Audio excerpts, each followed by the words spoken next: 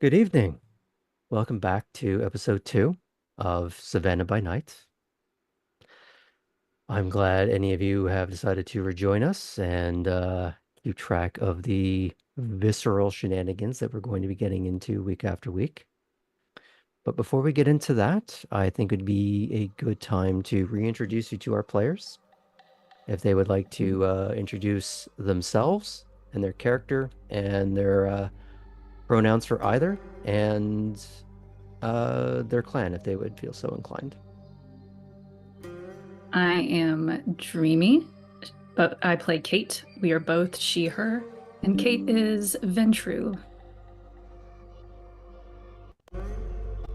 I'm Tara, pronouns they, them, but I'm playing Tabitha Morn, she, they, a Nosferatu.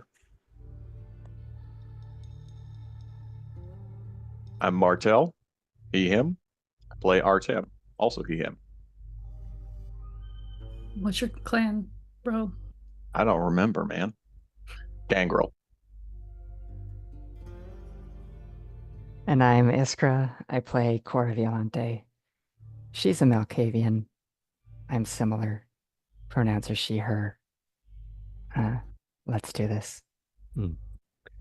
We are missing our Poppy tonight. Player just needed a night off. However, she has very graciously presented us with a altered version of our opening theme that hopefully doesn't get us into any trouble with DMCA issues. But we thank her for that. I'd also like to extend a thank you to Max, first and foremost, for all his continued hard work with producing. I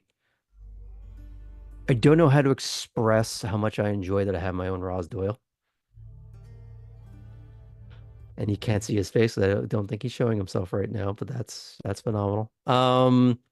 And for playing the red shirt to a T and lying to absolutely everyone for months on end. Thank you so much for that level of commitment. When I tell people for the last 3 years on this stream, commit to your bullshit, that man lived up to it. So thank you for that. Again, this is a bit of a darker game. I think last week may have proven that point to some of you. And if at any point the players are uncomfortable about something that exists outside of the bounds of what we have discussed individually, each of them can just hold up their hand and interrupt and say, I'm not comfortable with this, or can we fast forward through this, or can we edit this entirely? And we will address that right there and then. Because the point is, no matter how dark we can get with this, the point is to have fun. And for all of us to have fun. But for any of you that find something a little too uncomfortable in the audience, it's okay to take a break. Or perhaps this is not the stream for you, and that's okay. We understand. And if it isn't, we have D&D on Tuesday in our ancient Greek myth themed adventure, where we are now getting into shenanigans in Sparta. I'm real scared for my girlfriend. Yeah. Have fun with that. Everything will be fine. I didn't just walk into a nest of vipers. Oh, the irony of Only that. Well, at you are a Red nest of vipers. In Soviet Well, Sparta. Boom slings. let's not split hairs here. I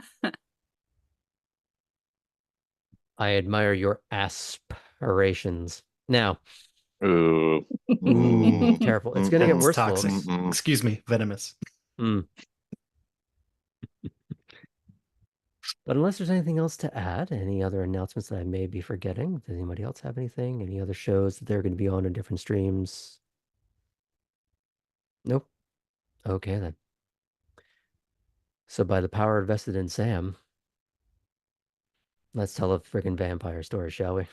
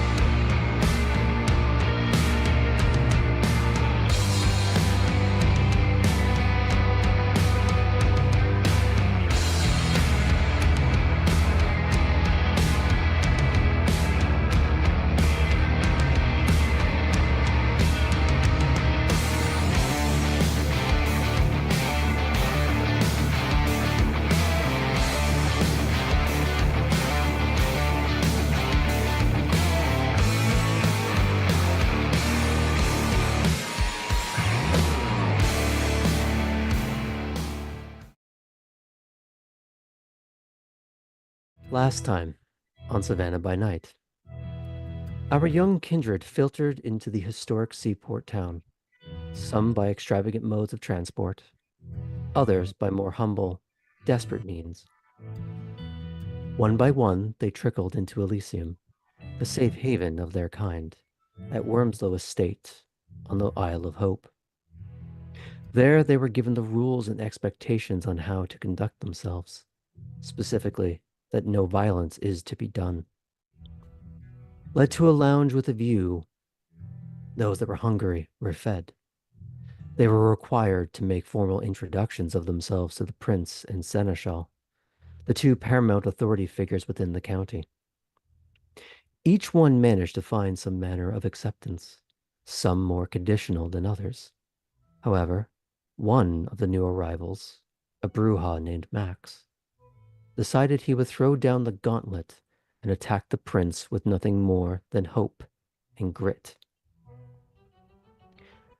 The attempt left the prince unmoved, and Max was immediately given the final death by a previously unnoticed woman in front of the entire court. As the pink mist of what used to be Max's ego begins to dissipate, Tabby and Poppy notice they were in the initial splash zone, as they have a small spackling of ruddy droplets on their clothing. Somehow, the rest of the group managed to avoid it entirely. The prince, however, has a fresh swath of red across his face. He'd been staring straight ahead, first through Max, then at the empty space he once briefly occupied. His eyes then flicker across all of you. What are you doing? Kate is still young enough to habitually take a deep breath to steady herself, but remains composed. Verfickte Scheiße. Abby just mouth agape is instead of like head down, does just kind of look back from what's left of Max to the prince. But whenever she looks at the prince, it is, I imagine they aren't locking eyes, but it's a very like, I see you, sir, type of line. Cora's in this situation where she's trying to look towards the prince, but there's a body there that she doesn't necessarily want to view. So she finds herself looking up, but like kind of forcing herself to do so. The body language is saying, I want to leave now. So Artem first checks the suit. We did just get a new tracksuit. Looks like we did not get anything on it, so feeling good about that. Not the first time he's seen someone disappear in a red mist. So while a little shocked, it's, something that he's seen before. The prince is looking at them. If he manages to catch his eye, he just kind of gives him a nod, like, I understand. Now, those are your outward reactions. Do you have any internal thoughts that you would like to let the audience know about?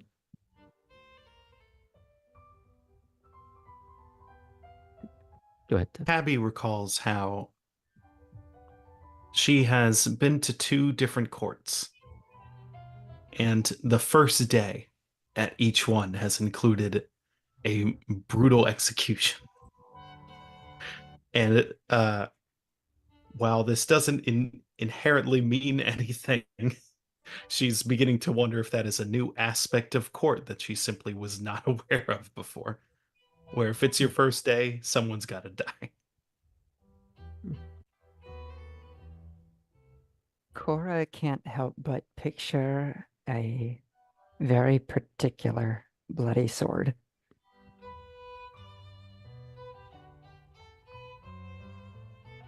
Artem And- recalls the last time he saw something a little bit like this, and he's basically trying to map the laws of nature and the laws of the jungle with what's going on in front of him. And Kate thinks back to the last execution of court she saw. This one's easier to process because there was no room for sympathy. This was explicitly breaking rules, and judgment was easy. Now, given each of you were told what the rules were, that violence will be met with violence, how are each of you reconciling with that in this moment? You don't have to be extensive, but if you have a thought, a surface thought.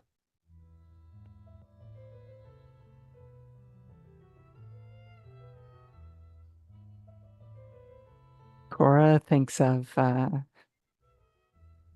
being face to face with a gun once for not following the rules. But she was a little stubborn in that moment, and someone came to her rescue. Here she's on her own. She's going to make sure she adheres as closely as she can, and she starts to attempt to regain her composure. Tabby. Tabby recalls the many lessons that she's learned that are unique to her clan, and of how even if someone were exactly like Max in their intent, if she were to ever have the same drive as him, subterfuge, operate from the shadows, be far more covert, and you will not have the same thing happen to you. Rules have carried the Camarilla forward for, what, 400 something years? Closer to 5, but yes. 5.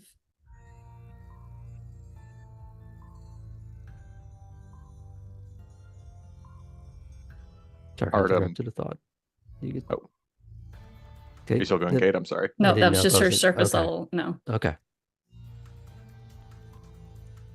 Yeah, Artem is just thinking about the moments before his death.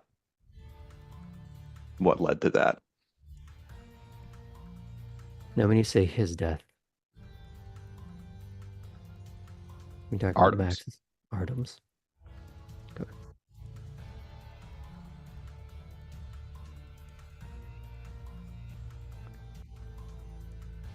As they all settle and calm in one manner or another, the prince, blood spattered as he is, resumes. Allow Mr. Rosenthal's sacrifice to serve as the prime example of what happens when you step outside my expectations for you. When you breach our highest ideals and the requirements of our society. It was made expressly clear that no violence is to happen here, under pain of violence being done to you. Now, each of you should understand that was no idle threat. It was a promise. And in Savannah, we keep our word. Before I continue, do you have anything to say to that? Kate'll just nod.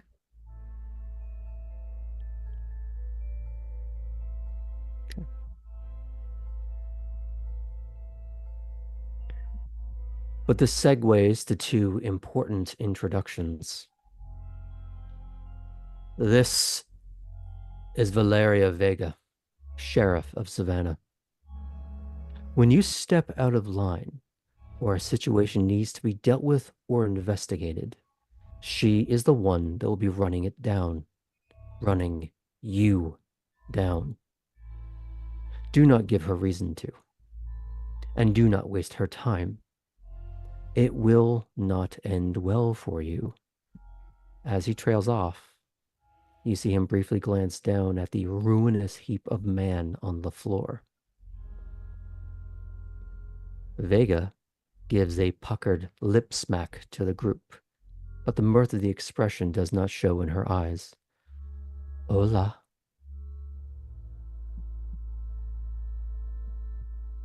Do any of you say or do anything to this?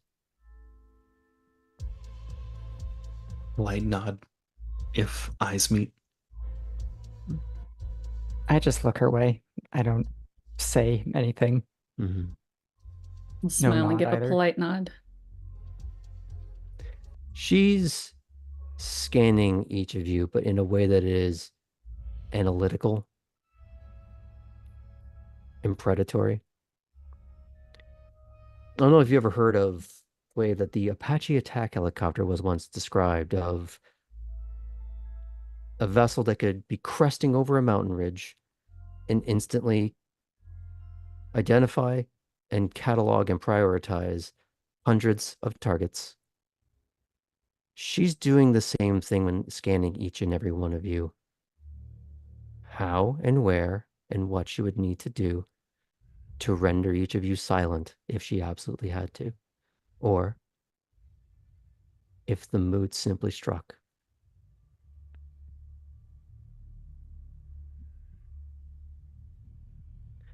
Alden, the seneschal and previously described gentleman monster, yells out, Jethro! A compactly muscled man steps out from the crowd, barely a few steps away from you to begin with. Spiky blonde hair, hands seemingly in a permanent claw-like state, fangs visible, and a yellow glow to his eyes. Not quite as prominent as Alden's red glow, but far, far from natural. He doesn't walk up to the platform, but instead seems to circle you, face getting just a bit too close, as he audibly sniffs at each and every one of you, with a barely perceptible undertone of a rolling growl. A pass behind, a pass in front, clearly cataloging something intrinsic about all of you. While he does this, the prince continues. The second is Mr. Maplethorpe. He is charged with patrolling the swamps and outskirts. Anyone that does not have my blessing to be here is no one at all, and he is required to sniff them out and promptly snuff them out. If he does not recognize you, no one ever will.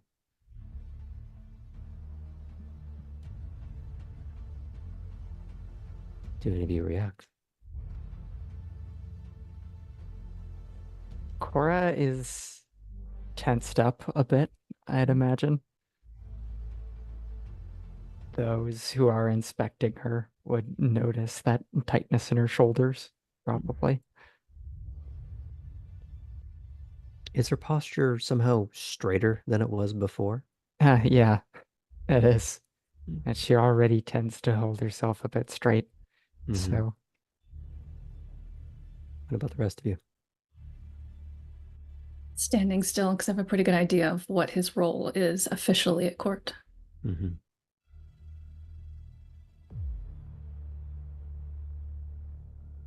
Artem.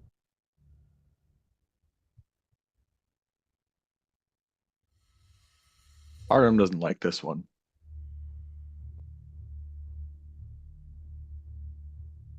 He's probably just going to keep his eyes forward, but he may veer off and kind of look at him as he's like, passing by. There will be a moment as he's passing in front of you where your eyes lock with the glow of his. And for a moment, for a brief moment, that glow reminds you of a different set of eyes. Another set of eyes that you thought you saw on your way down the road to the estate. But they're too small, too close together, especially when they're this close to you. There's not quite a snarl. It's not a challenge. It's almost like the clicking from Predator, where it's just that's the natural state their sound that their body makes simply by existing. And he steps by and he does the same with each and every one of you.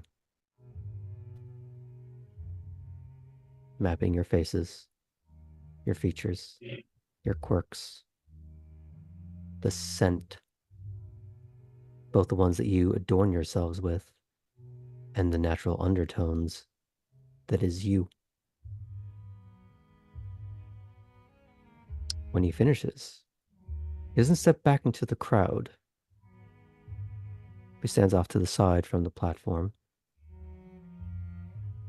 where there are a few of the guards who are already bringing out a tarp, but they're not moving to engage with the downed man. Not yet.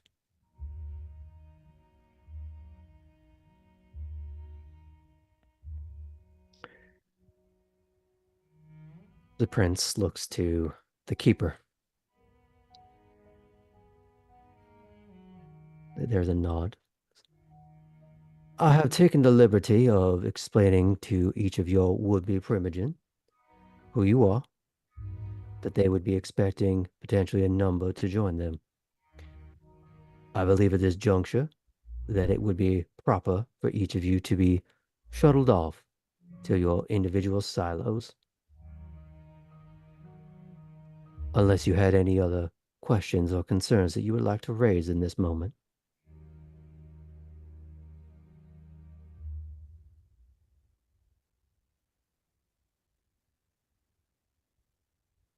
No? No one? Could I speak to you before I go?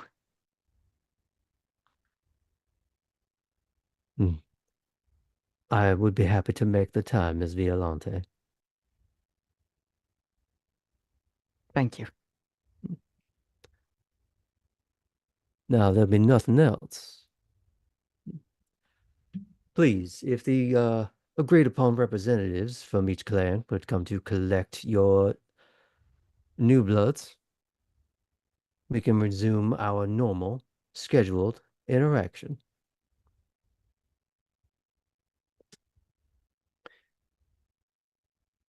For each of you, minus Poppy, who her driver is replaced by Nico. Your drivers are the ones who collect each of you. Correction. Also for Artem, you are ushered by Jethro to follow him back to Alden. As the three of you walk outside, you're also joined by a woman in a fur-lined frock coat of her own.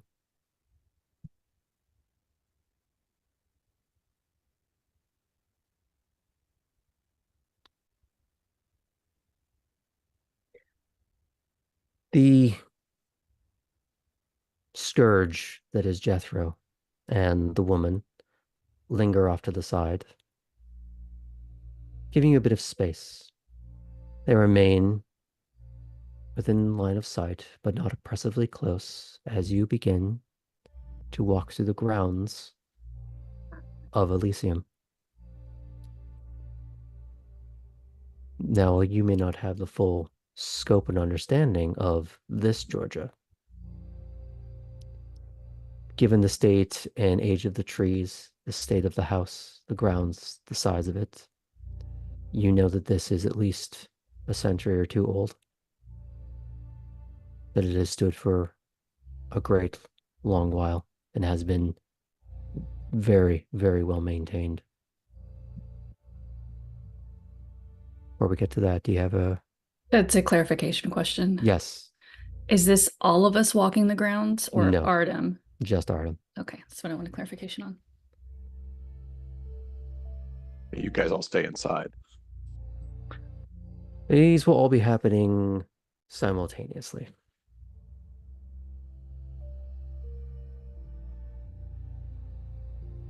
It's just you and Alden as you're walking through the woods off the trail. And you can see the density of the forestry beyond the manicured road of willows. He seems to be allowing you to breathe and decompress by maybe giving you something, a hint of familiar.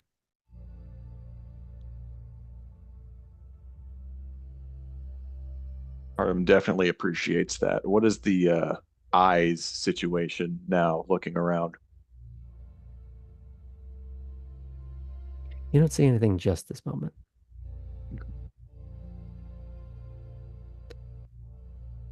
Now, do you wish to say anything to him, or are you waiting for him to start? I'll wait for him.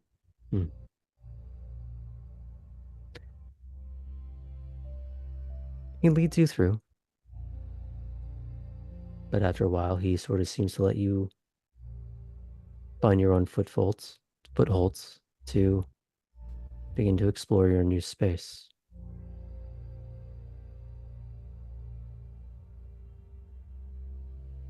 But after allowing this to go on for a while,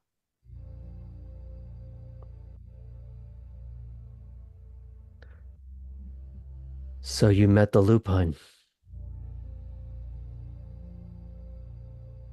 I have.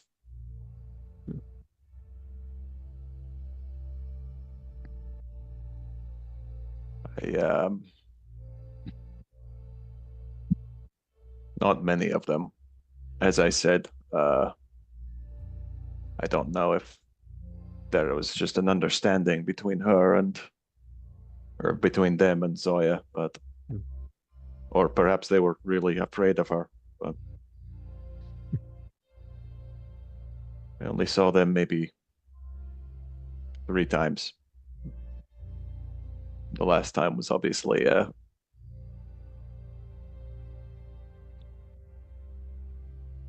the most dangerous.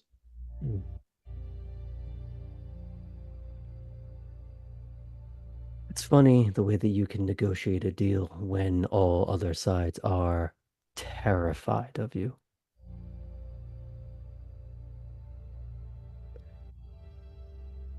She'd been roaming those woods a very, very long time. And Garu, they may be resilient, but they don't live much longer than a man if they manage to make it that far in the first place. Entire generations of their kind could come and go without ever realizing that they shared the woods with her. The fact that she allowed it was a kindness, one that she did not need to extend.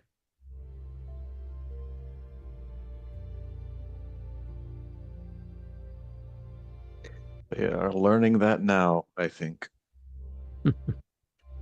It's easy to start with kindness. They forget that it can be taken away. You see, tonight, we start with manners. How does it work out when someone decides to wake a monster that was willing to stay quiet?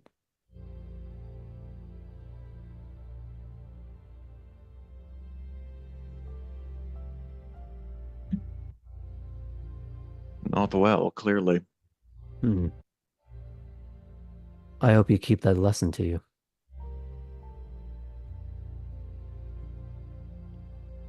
Yeah. I'll make as little noise as I can. I think I've been taught well to live off the land, I suppose. I shouldn't be a drain on your resources. Well, that's good to hear. Tell me, who was your companion that you were supposed to come here with? Her name was Natalia. She was another like me. Sired. I never got an exact time, but not long before. A sibling of sorts.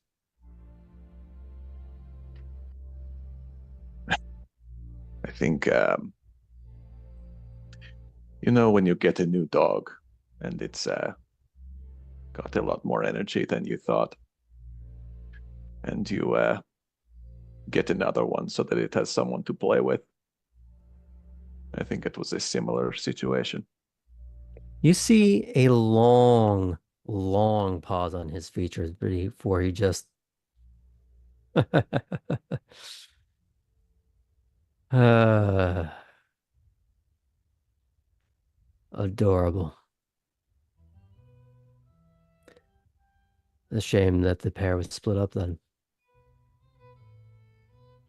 Yes. You took care of one another. Mm. Before you became what you are now, what was your skill set? How did you make your way in the world? Well,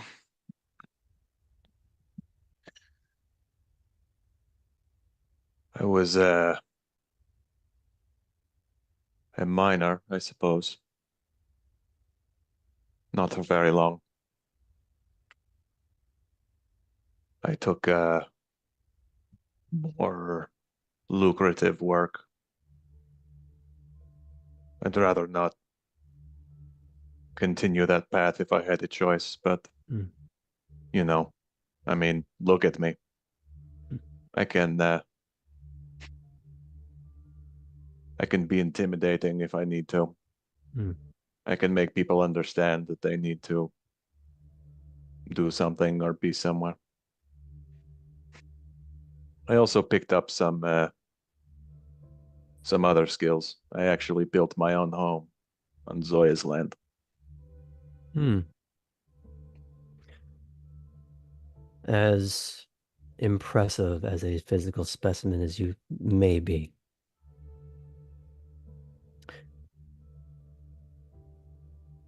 physicality is easily fooled.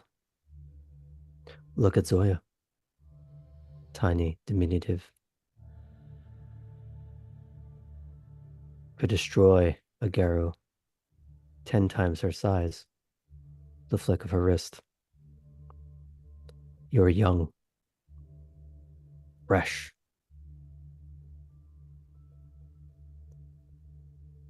There are those here that would treat you as but a leaf on the wind. So while I don't doubt that you could put a bit of fear into a mortal,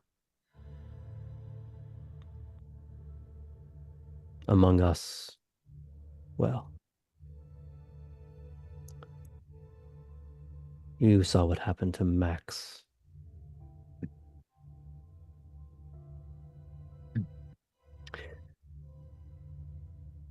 But you said you built your own home. I'm going to assume with very few, if any, tools. Only those that I made myself. Well, I was able to get some. I think you would find them pretty rudimentary.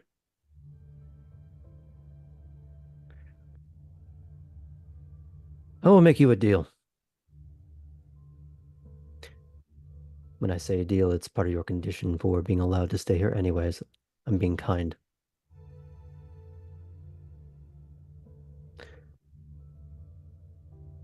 I have an older house on my land that could be used to, that you could renovate while you stay in it until you get your bearings. Storms roll through here often. You may have your work cut out for you. I have one other condition.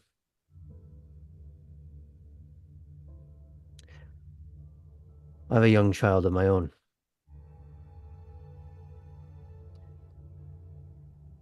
She also needs another puppy to run out some of her energy. Hmm.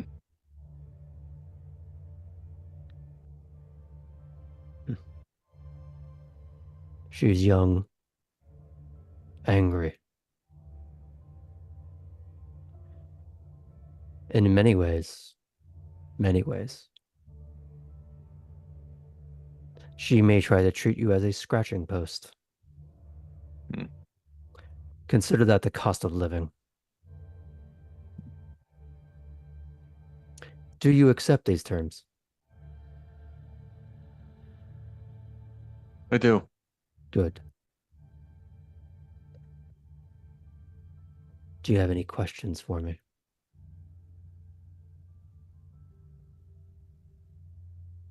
I plan on seeking out my sister. I don't know what that will entail. I don't know where that will take me. May she also find a home here.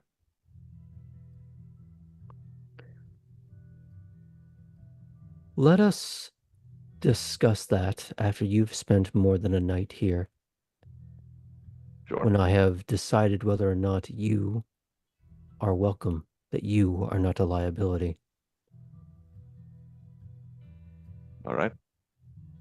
Why don't you consider that a long-term goal?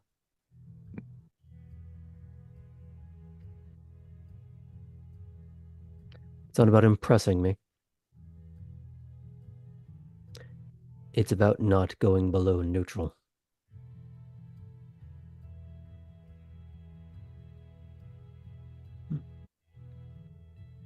Now, shall we go meet more of your kin? Sort of looks around. Let's do it. As you look around, now you finally see those eyes again. And they are watching you.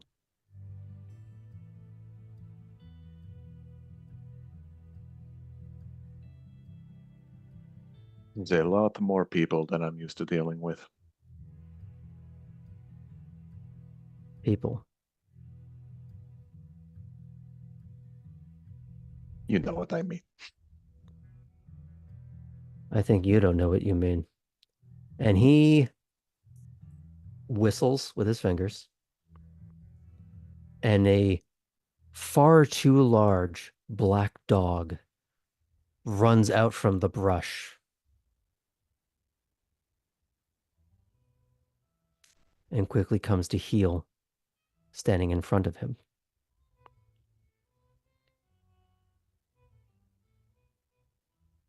It's not wagging its tail. It's not growling. It's simply at attention. It's not as big as you or anything like that. But this is no mere puppy.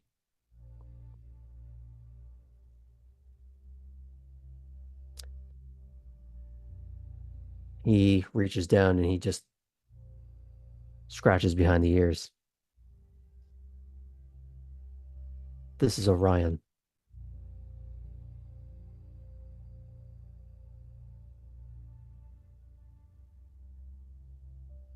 Sort of put my hand out, let him get a good sniff.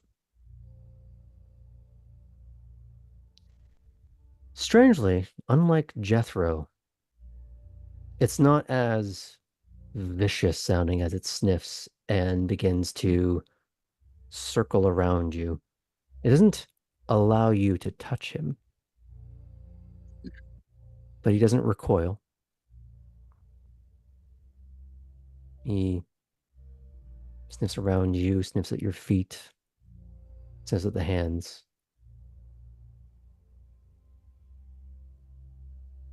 And there's a moment where it actually tries to stand up on its hind leg, balancing the front paw on your arm as it leans and tries and sniff around the neck. But not in a way that's friendly. In a way, it feels a little like Jethro. It is remembering you in case it has to.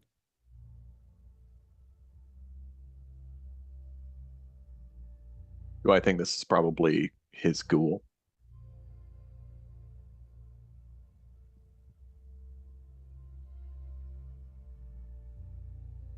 I'm not sure if Artem knows what that is yet. Yeah, he might not actually. Mm. I don't think he has the verbiage for it right now. But you can try asking him something about it.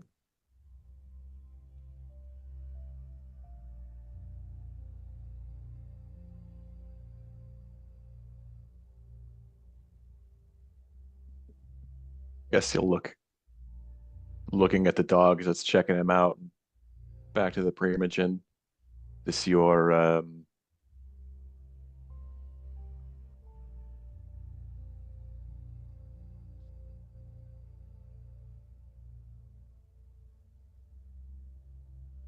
they don't usually get this big, right?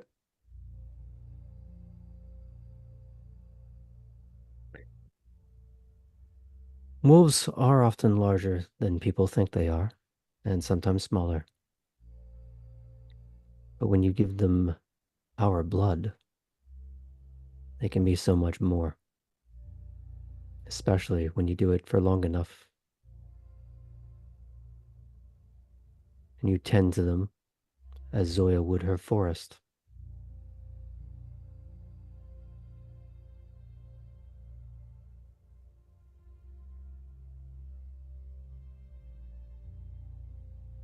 I don't recommend it unless you know what you're doing for the time being.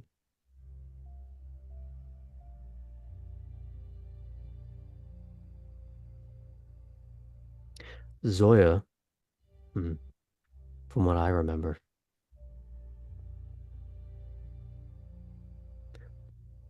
all the creatures of the forest were her eyes and her ears.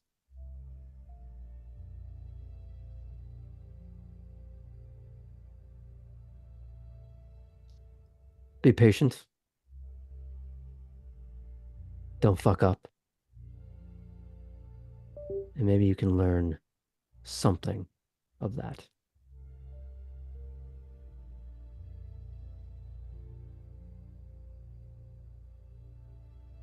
And he's going to gesture you along to where Jethro and the dark-haired woman are standing.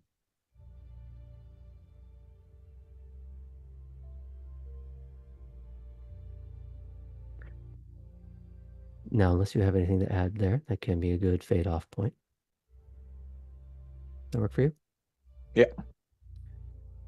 I will give you a name for the woman. Tessa Stratton.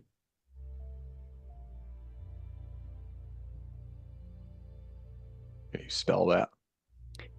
TESSASTATTON.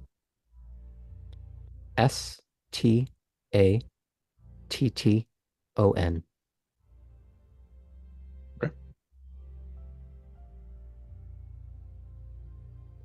The interaction is civil. You get the idea that she's far more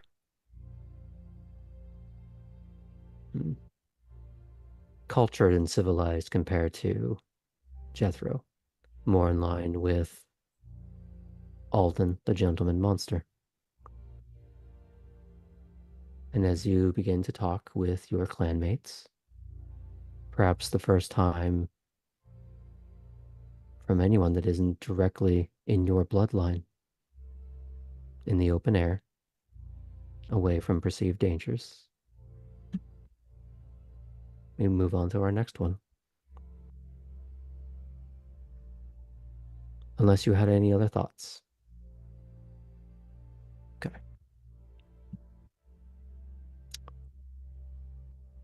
Cora. Yes. Leland escorts Cora outside to an open-air gazebo overlooking the water. While it is obviously kept in good condition, it is weathered with character.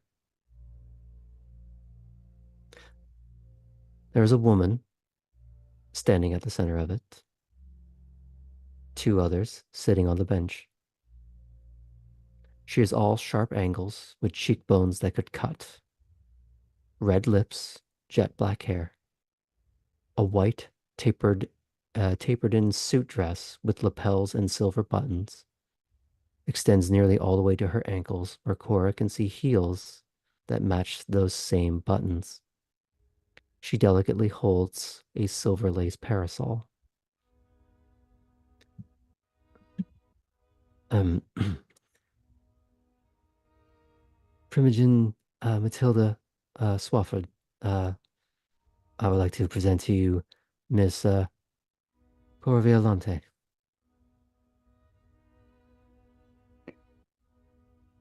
Cora's not sure whether to hold out a hand or bow. So she'll do just a little, very subtle dip.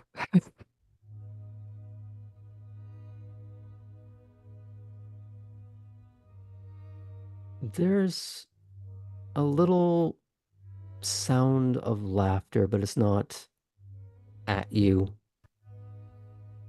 It's not derisive. It's more just unexpected. And a little bit of a surprise that you would greet her in such a way. She closes the parasol and then leans forward on it like a cane. Well, aren't you a surprise, Miss Violante?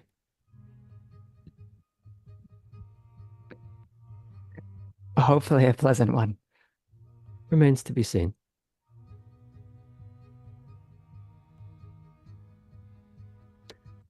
Tell me, what did Essen say about this place?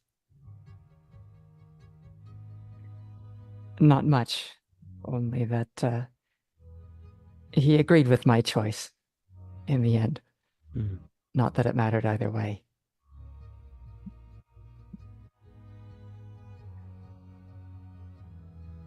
So why did you choose here?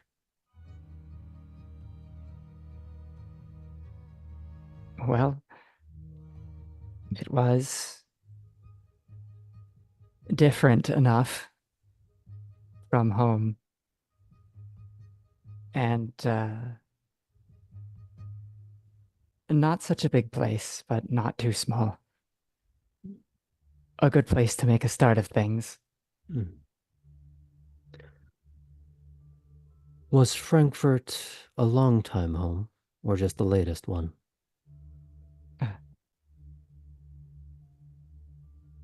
The latest one, although it can feel like a long time. Is that where you returned? Not precisely, but it's where I spent my first moments. So I take it then you are exceptionally young. Yes, I tend to lose track of time, but maybe only about 7 months ago at most. Mm. Would you say that losing time is something that happens often? Something that is debilitating? Mm.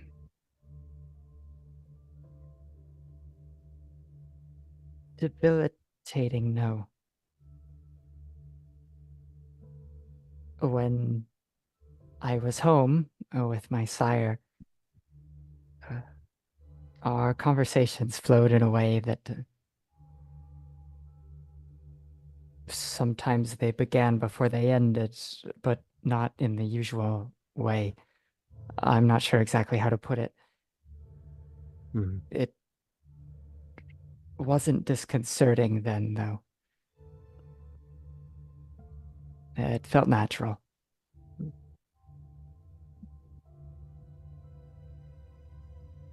It is, unfortunately,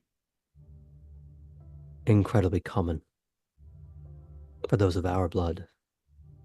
The broken mirrors. That we are not all so high functioning. The questions I ask are designed to see if you are a person, someone to bring into the family, someone to help, to guide, to benefit from, to benefit the clan, or if you are a liability.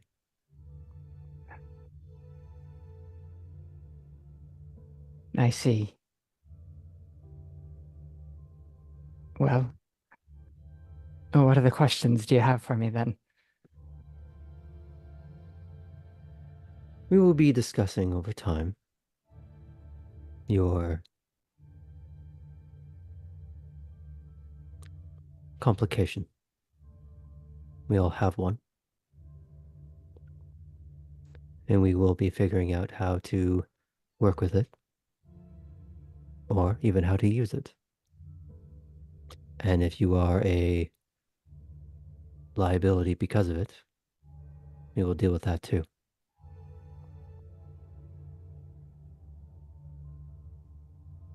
Cora's attempting to assess internally how much these other members of her clan may be willing to help with the fact that it feels like maybe she's experiencing a bit more of an unmooredness lately. She's gonna maybe test the waters.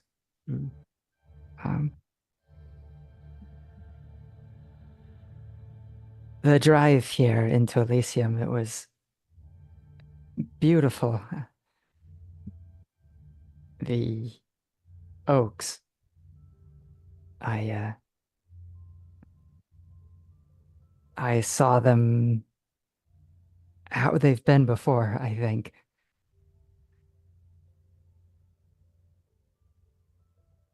All at once. She seems interested and invested, but she's having trouble placing it in any particular category. And then off to your right, Leland steps around. Apologies. I have heard of such things before. At least some of it. Perhaps we could have a more fulsome conversation about what it is and how it works. Leland, that would be wonderful. Thank you. He seems to look to you and then look to the Primogen a little nervously. And she just gives a little silent nod.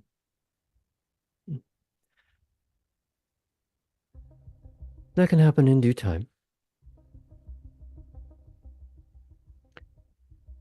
You have been accepted here. I am not here to decide otherwise unless you give reason to. The next steps are figuring out what you're going to do now that you are here.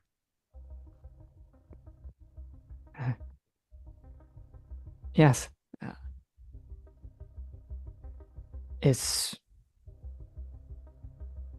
this the sort of thing where you have work for me, or am I more of a free agent? Can be a bit of both, depending on what your skill set is. What can you do for me, Miss Violante? For example, she points to one woman on her right, a more elegant and very tasteful dress, who stands up. Grace is sometimes what we call a clan whip, second in command. Deals with situations if I am unavailable. She helps maintain order within our ranks. Not an easy task in a clan that is inherently chaotic. That is what she does. That's what she brings to the table. She reaches forward, Grace, and offers you her hand. I extend mine. Welcome to Savannah, dearie. Pleasure to meet you, Grace. Well, I hope so. And she gives you this little wink that you don't quite know if it's genuine or if it's just, I'm going to kill you later. Okay. Jury's still out. The other woman, who, during all of this, you don't know if you've been hearing it this whole time or if it's just been hearing it up here. The repetitive metallic scrape of a Zippo opening and closing repeatedly. Mm. And when you do look down at her hand, she is in fact doing that, but you're not sure if she has been doing it the whole time.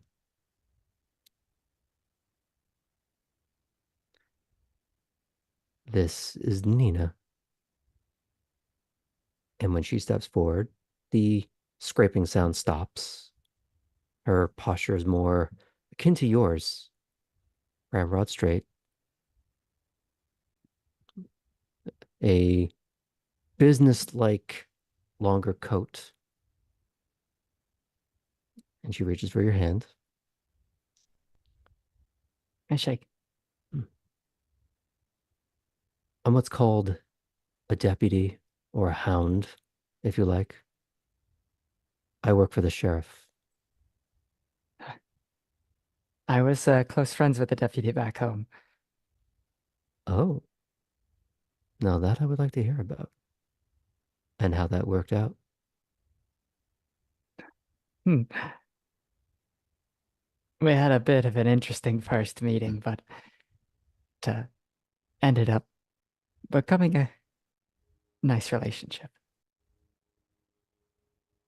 Now, out of character. When you say relationship, how are you stressing that word? Um, I think that Cora's got that tension still from their last meeting, or their goodbye, I guess, Mm-hmm. before she stepped onto the plane. And it's perhaps as she lets go of the word, Mm-hmm. there's almost just a trace of like not quite dreaminess to it, but like a maybe. Like there's a question mark at the end. Penny in the air. Mm-hmm.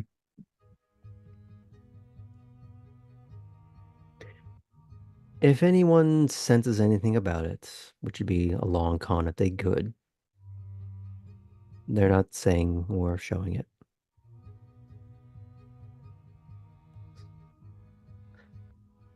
The Primogen resumes. So what did you do before this life? I'm glad you asked me about before. During, I didn't do much of anything except enjoy Frankfurt. But and before, I was a professional driver, so, mostly sales. Hmm. Hmm. You see Grace give a look to Matilda. And oh, we could introduce her to Titus. That could be fun. And And oh, go ahead. and I don't mean a taxi service or anything like that. Just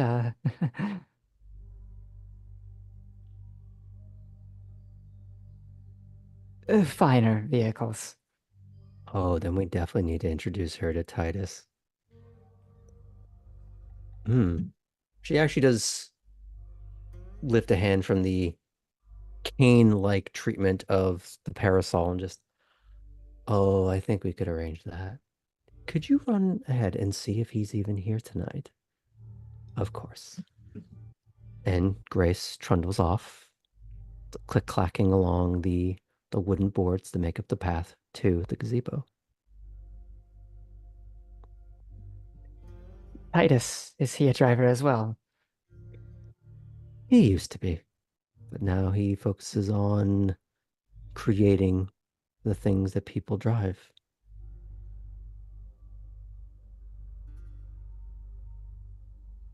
He's not one of ours, but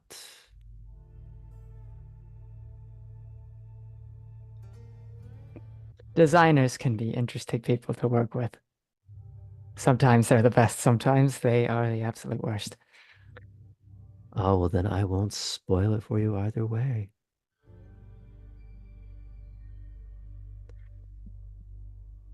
You could potentially find work just as driving, courier, just to do something familiar.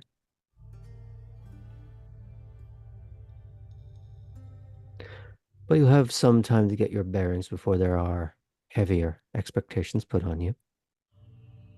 Find Cora, out. when something familiar is uttered, Cora goes,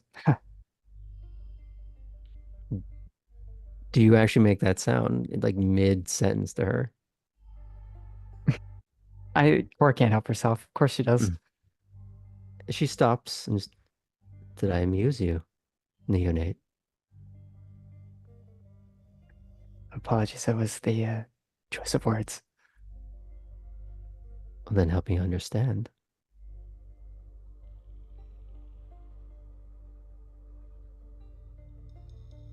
I'm supposed to be selective about familiarity. Hmm. And Leland chimes in. Do you find that this has something to do with your...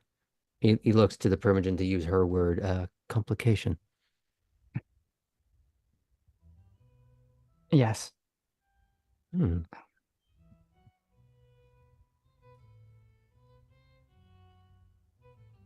Well, maybe we can figure that out then. There might be ways that we can... Yes, I think we can figure that out. That's encouraging. Hmm.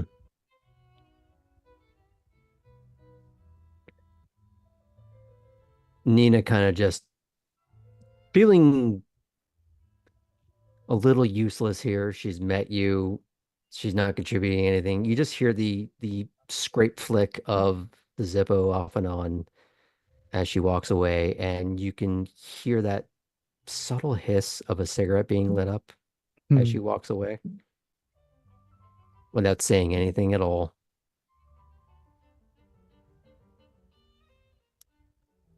Well, we'll give you time to figure out your bearings. But in the meantime, do you have any questions for me?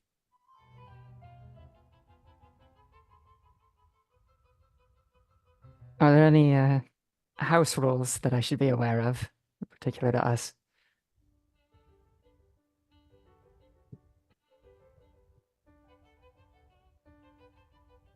The traditions apply to us just the same as anyone else, with the extra overlay of your complication cannot be what defines you.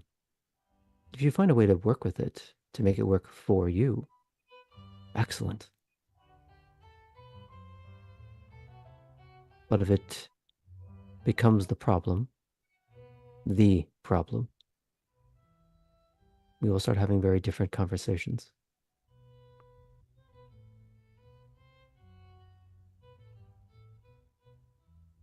I understand. Good. If I have any say in it, it's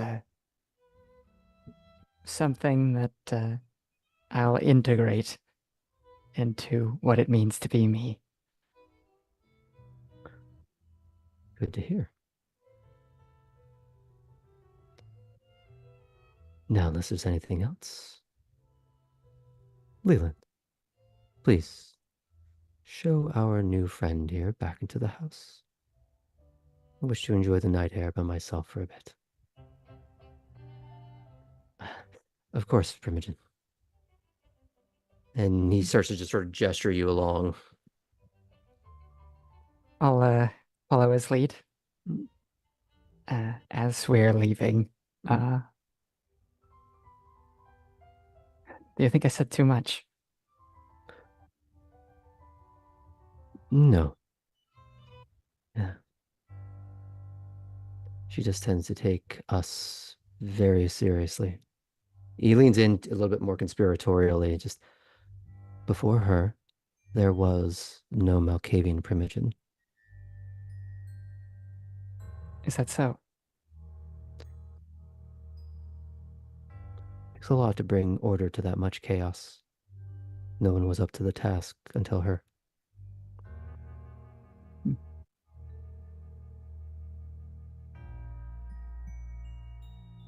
Cora respects that.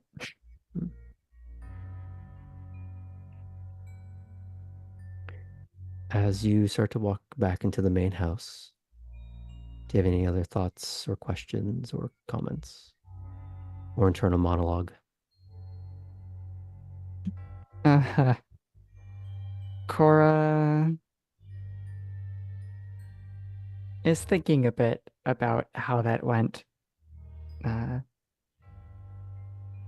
The hands she shook, the expression on her face. Thinking almost,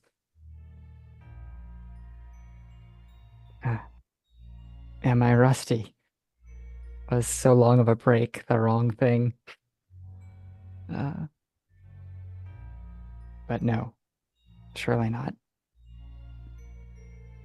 And how's the air tonight?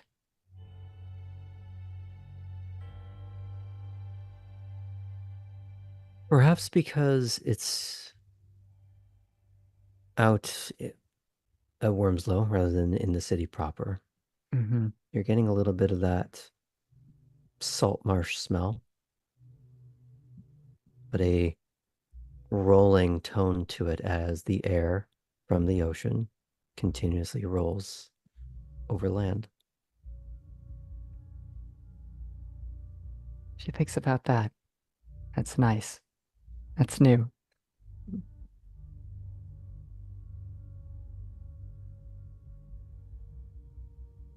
New is good. New is good. So we can pan out from there? Mm-hmm.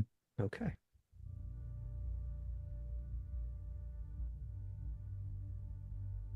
Tabby.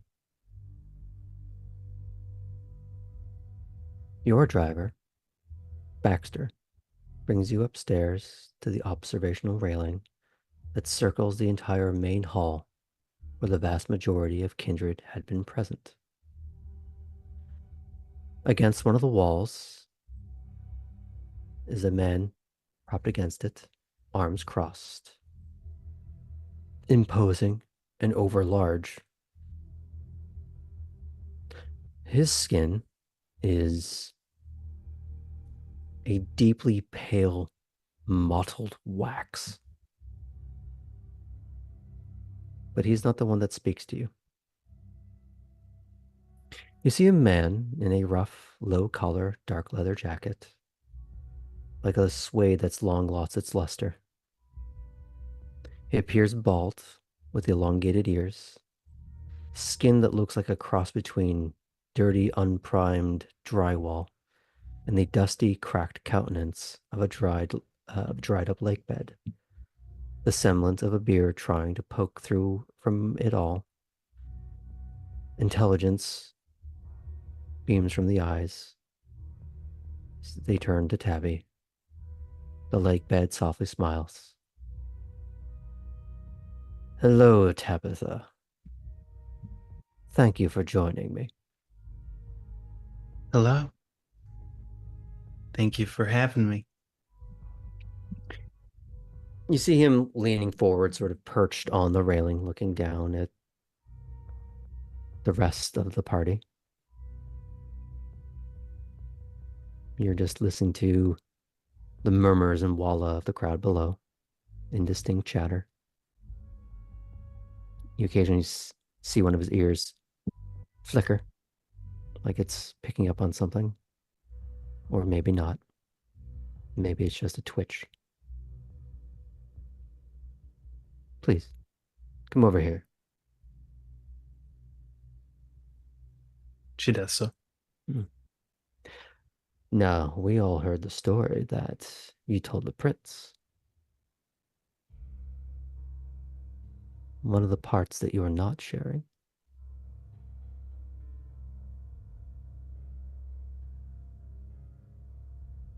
Not too much. I was admittedly a little quite frightened to even say what I did about the Sabbat. But one thing that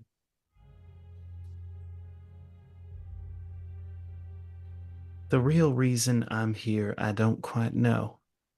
But I do know what I want while I'm here. I want to make sure that Angel's all right, if possible. But in case that's not doable.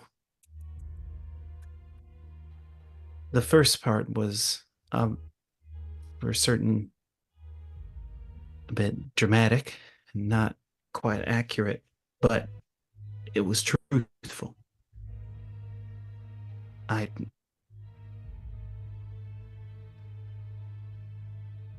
do want to be of use here. I do want to have a place in Savannah, at least as long as I'm here, which could be, I don't know how long, but I think it's safe to assume for the foreseeable.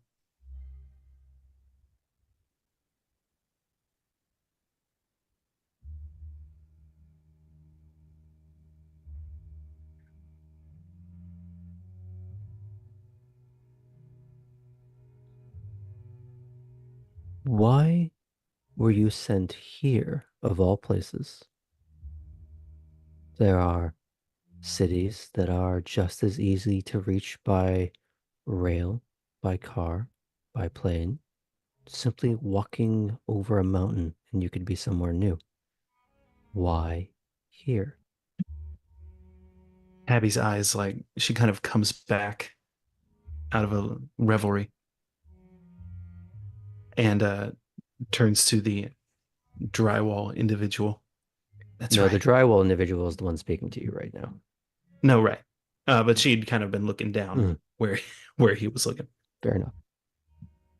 That's right. I was told to find Garrett.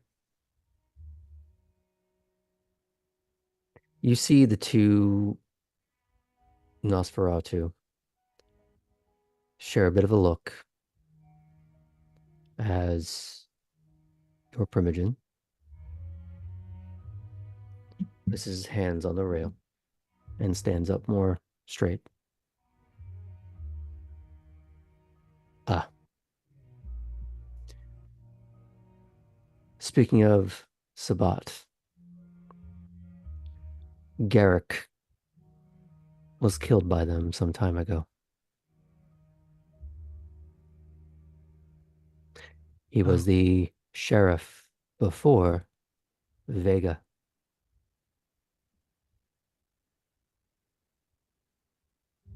Garrett was killed.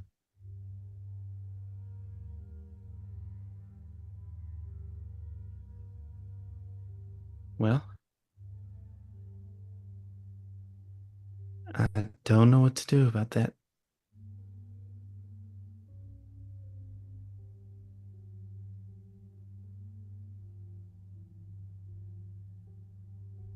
What do I do with that information then? What do you want to do with it? You're here now. Doesn't matter why you came. Everyone has come here from somewhere else, whether they admit to it or not. Very few were made here, at least in comparison. The reasons that bring them here are all different. And the reasons that did bring them here don't always matter.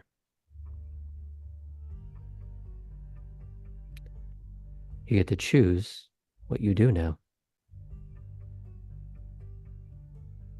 Abby kind of steps away from the railing and just walks a little further into the upstairs, just away from sight from anyone who might have been looking up from below. All of my life, I've been a fool and a victim. I don't want to be anymore of either of those.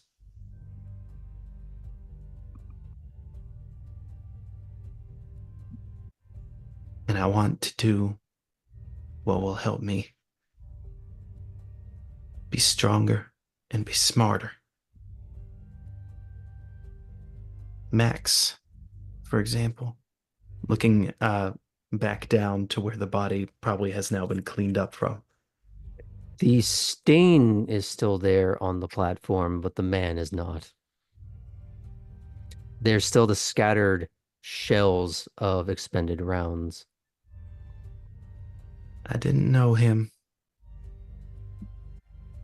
but in a way, he was neither.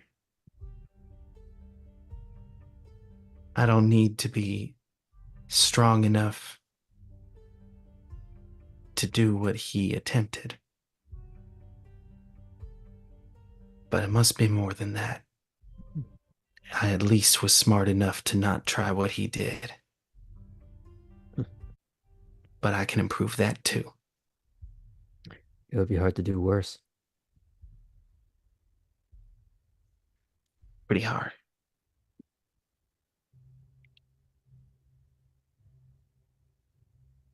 So you've been telling me what you want. You've missed a few steps.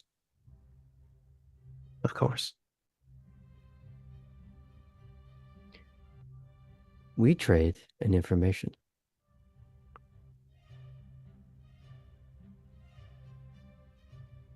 It's a clan trait.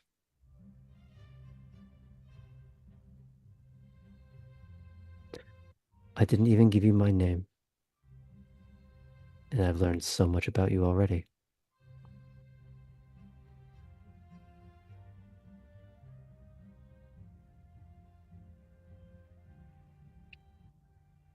That's something we're going to have to fix if you're going to be of use to us, to your clan.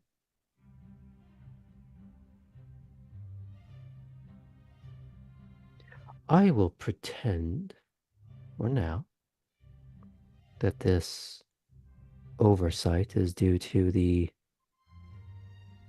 shock and desperation of your situation, rather than you being too young and too naive to realize the situation. So I need to give you two things that you're going to remember and consider. The first is my name, Mason.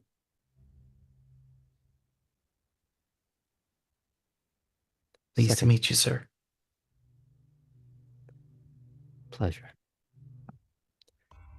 Second,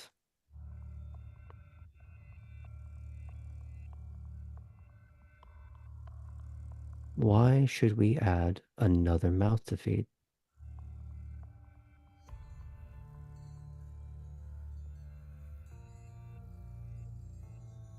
What can you do for us that we can't already do for ourselves? How can you lighten the load that we all have to carry?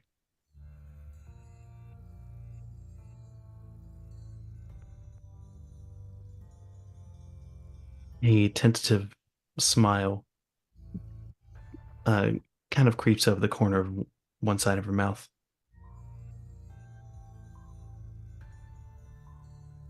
Well, with all due respect, sir, I do not know the situation that you have here. I imagine that you might have an idea. I would be happy to fulfill a niche that you might wish filled and others might be less eager to. I don't pretend to know what the rest of our kind is capable of that I'm not, but I do have at least a small set of trained skills. And those would be?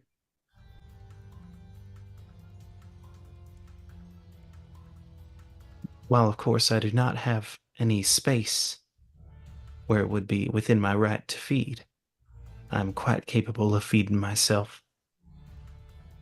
And I'm also quite capable of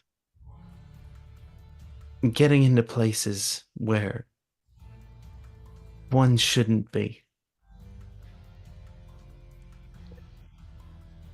Feeding yourself isn't impressive. That is the expectation of self-sufficiency. If you can't match that, Max will look like a massage compared to what will happen to you after. To your second point, getting into places that others shouldn't be. Now we're talking.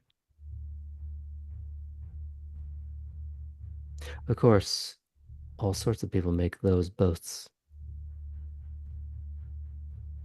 Maybe we'll put that to the test.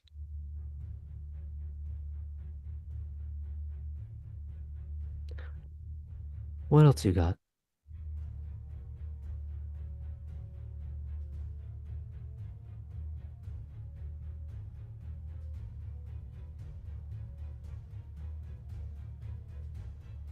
Well, sir, I would, in an attempt to immediately address the kind lesson and information you gave me, I would not dare be impertinent for your kindness that you are already showing me.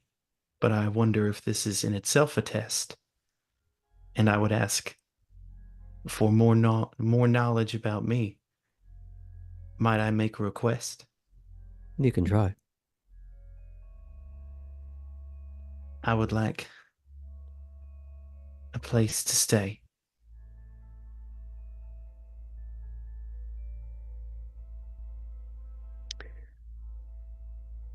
Traditionally, all accepted Nosferatu are permitted within the Warrens. I take it you had such a place back in Kentucky. Yes, sir. We could find a place for you there. You could be taught, made more than this meager presentation before me.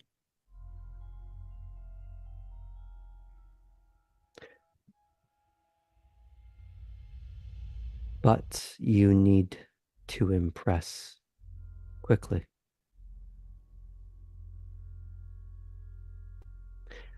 Being what we are, any little liability we create is magnified. If one of them, he looks down at the crowd, all the normies, if one of them screws up in public, the amount of cognitive dissonance that they can fall back on is insane. The plausible deniability. You and I do not have that luxury. Anything you do above ground in open view is infinitely more noticeable simply because of this. And he scrapes a nail audibly down what sounds like like a chalkboard slash dry lake bed. We don't fit in easily. Doesn't matter that many of us are able to adopt the illusion of another face. Once a camera comes out, it doesn't matter. They will see the truth. Maybe not right away, but they will.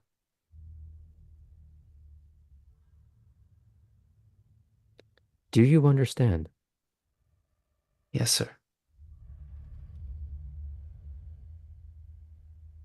Good. One thing that does come to mind, if you're wondering of what does make me capable, what does stand out. There was a time fairly early into my new living situation where I was tasked to break into a fellow kindred's home, and I was able to find some of his belongings that were so sensitive that when they were brought to court, he became a social outcast. Only reason anyone ever knew that it was me is because the person who I did it for exposed me as a type of brag. Otherwise, scot free. Otherwise is doing a lot of heavy lifting there. Yes, You sir. didn't get away scot-free. Everyone knew what you did. You were instantly made suspect number one in every subsequent break-in or scandal that followed.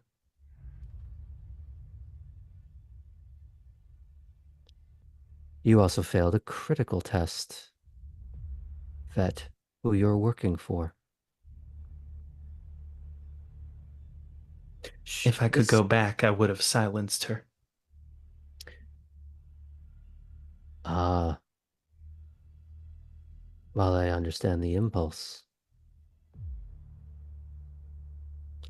everyone again would have looked at you as at least, if not first, then second suspect.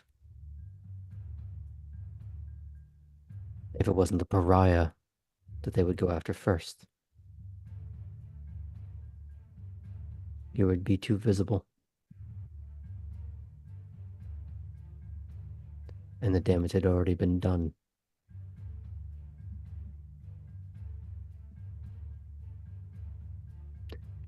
I see now we have a lot of work to do with you.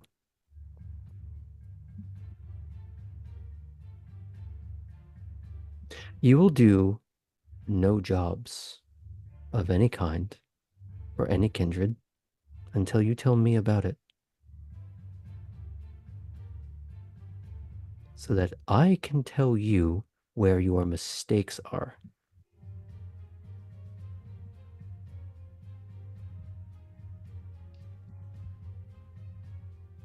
Yes, sir. Good. Do you have any questions? Not at this time, sir.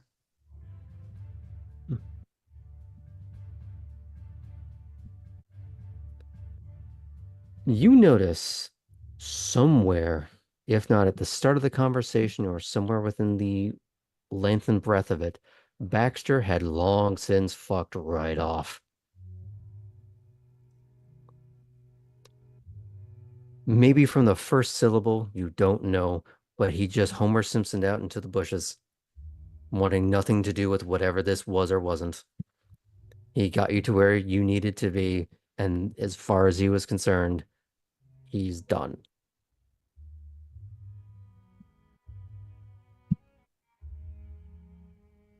But the other man, the bulwark taking up the wall to himself, he's still there. And he's been eyeing you very carefully, listening to every word.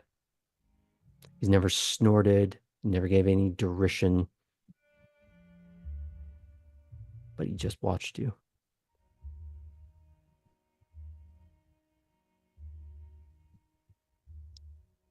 That there is Cyrus. He's one of the oldest kindred in this city.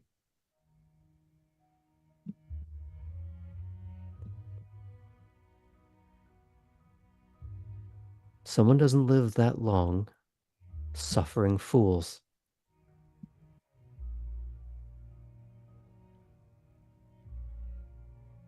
I won't have to sort you out if you mess up.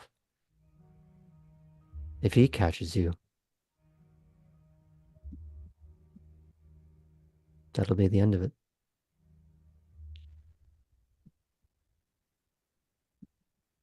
You won't have to worry about the prince or the sheriff.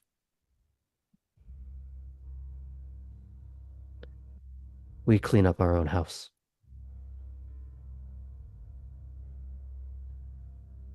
Am I understood? Yes, sir. Good. And she does attempt, she does not face the hulking ogre against the wall, but she does kind of try and sidelong glance, see if their eyes catch.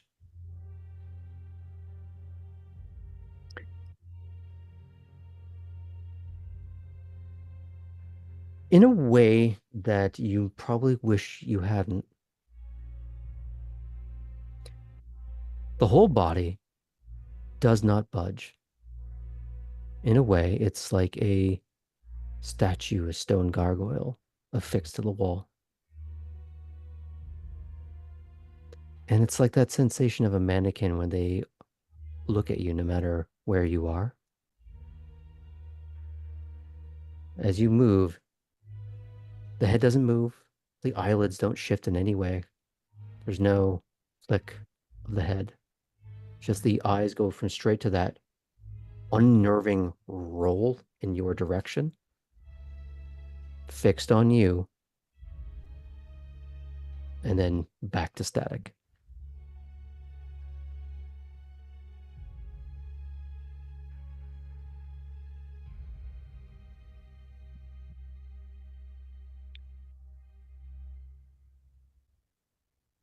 You get the impression that Tabby is free to walk away for now. Or you can stay up there and watch.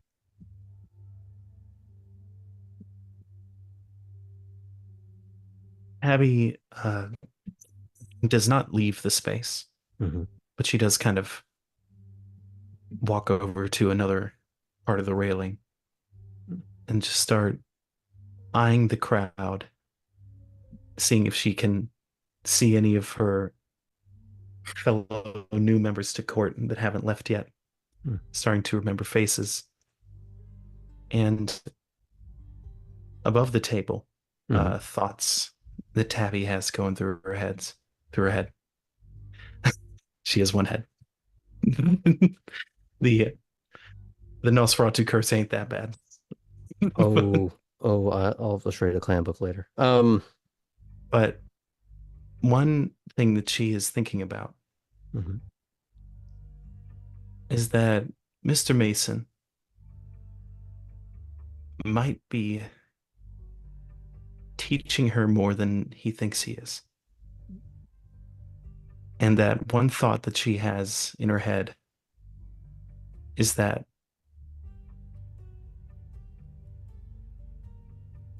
he's teaching her a paradox. He's teaching her to tell him everything and to be above board and reveal everything about her at a word. But he's everything that she doesn't and everything that she will manage to do from now on, that she's able to know and keep and do successfully without his knowledge. Treacherous if it were to be discovered, absolutely. Would be valuable and would be strength.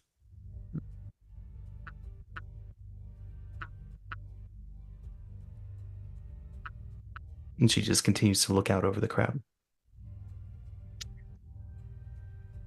But parents often don't realize until it's far, far too late is that when you are good at picking out your child's lie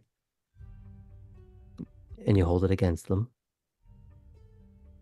you teach them step by step, little by little, to become better liars.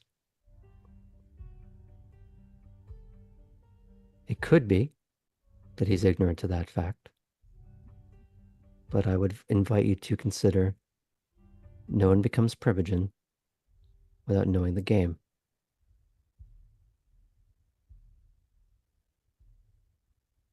But maybe that's a thought that will occur to Tabby a different night.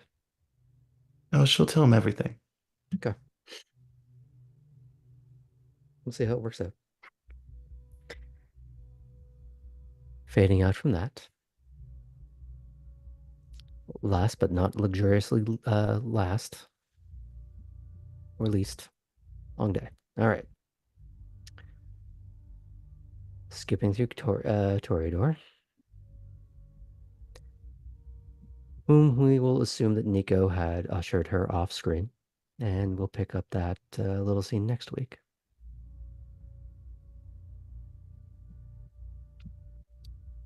Kate. Your driver, Misha, leads you to a large, well-adorned library study, where a man with a well-fitted pea coat, a close-shaved head, and beard is already waiting, wrists clasped behind his back. Misha says, "May I present Primogen Noah Halsey?"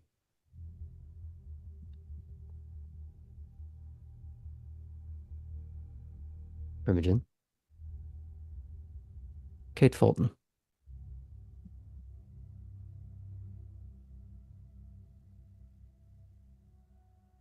Kate'll hold out her hand to shake it.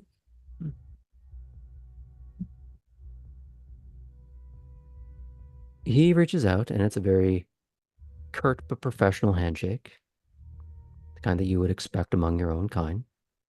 There's nothing, there's no real undertone to it that maybe you could expect. It's just very professional from start to finish. There's none of the, I'm a big, strong man, I'm going to try and crush the girl's hand type of energy to it. It's just, we're all Ventrue here. Speaking of which, he is not the only one in the room.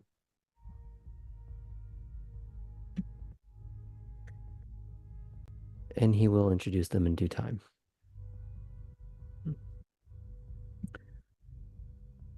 First, allow me to welcome you among our ranks, Ms. Fulton.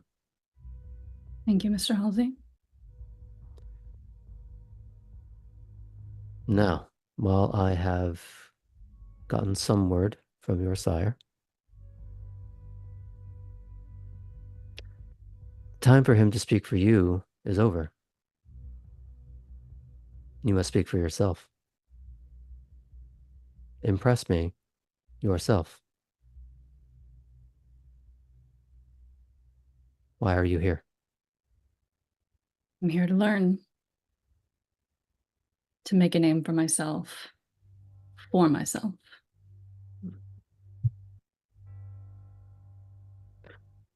To learn what? To learn the why, to learn the how, power.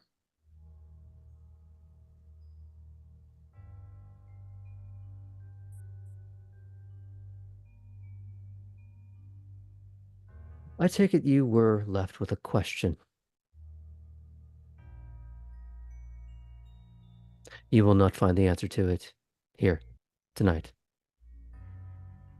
You may not find it for several years. It's a good thing we've got time. Assuming you pay attention and you're learning the game.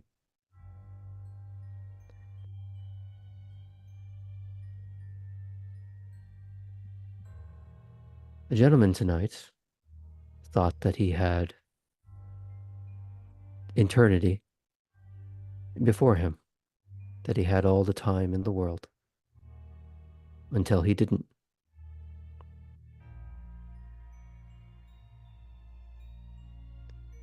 Never assume that the next second is a given. Of course.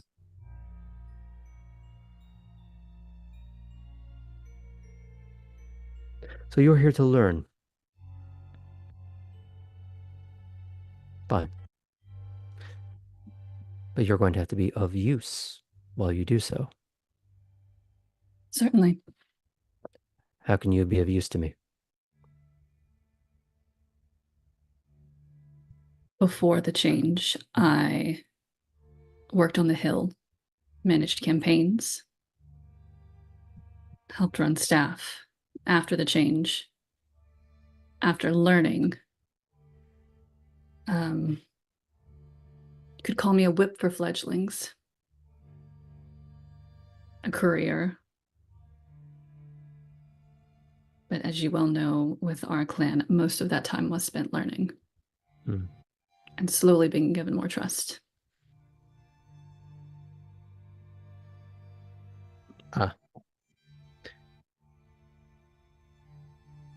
Yes and no. Were you given trust or a rope to hang yourself with? Both. Good answer.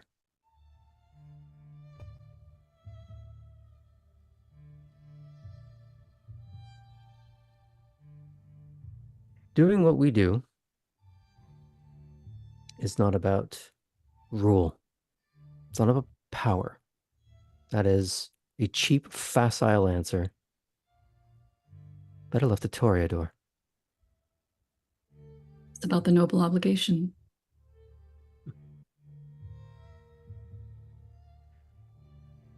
It's about understanding the system, the situation, your relationship to it, where you can put a thumb on a scale to cause the greatest effect, the least cost to yourself, the situation, or your interests.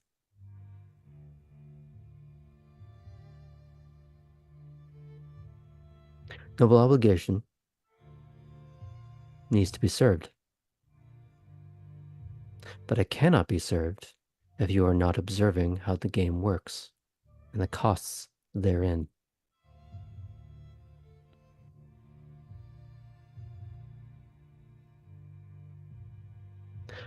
Here in Savannah, every member of the clan has a task, a role within the machine. Yes, we have others that we work with so that we are not entirely single points of failure. But at the same time, remove one of us, and the system doesn't work the way it should.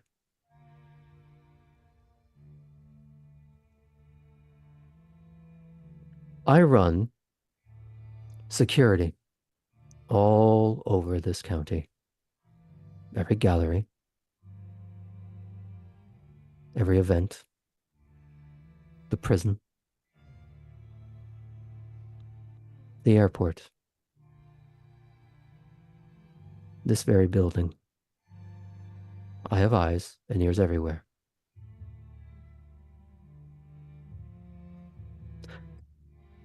So if you are failing, I will hear about it.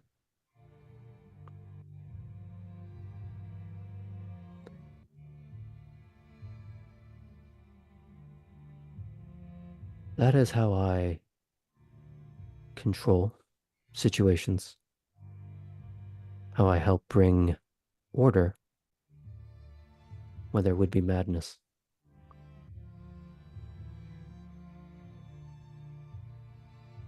That is my role.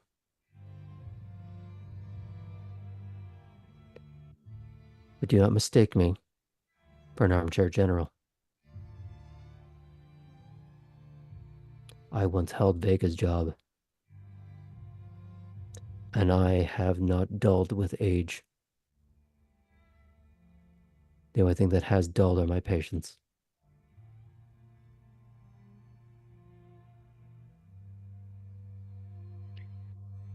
He then turns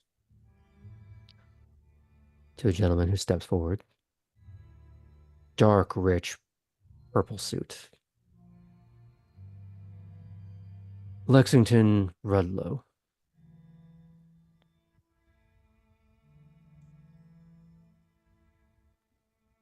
Actually, I have to check my notes to make sure that's the right name because it's been a bit. It's the lawyer, then I think you're correct.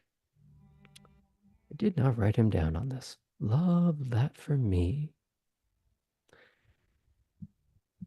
Oh well, we'll go with that for now.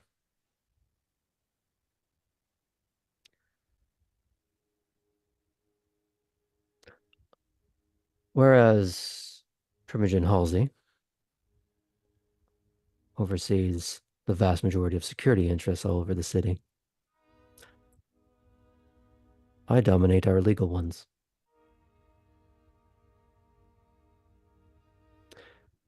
I make sure some of our problems get lost in paperwork, or other things get through paperwork far faster than they should. I create, manage, and disappear problems of that nature. Primarily, I do it for all of Savannah, where I can, but primarily us and our interests of maintaining our order.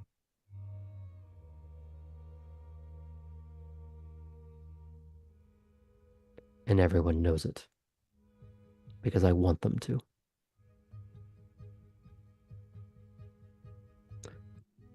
Welcome to Savannah. Thank you, Mr. Rudlow. And as he steps back,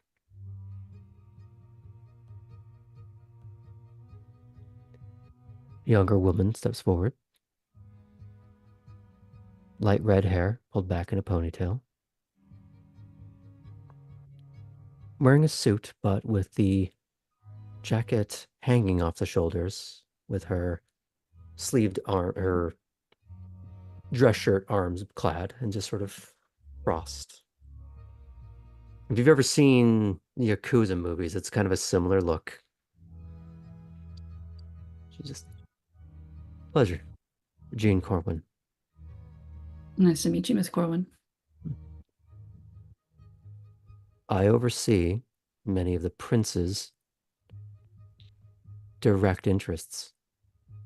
I will not tell you what they all are, beyond the fact that in all the ways that matter, he owns the entire county. Every blade of grass, every plot of land, every street.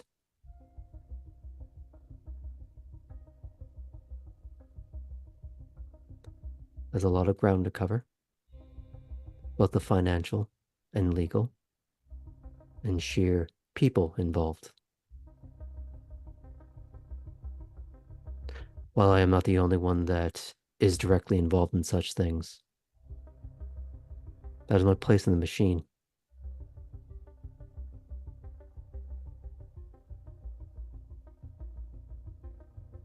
Do you understand?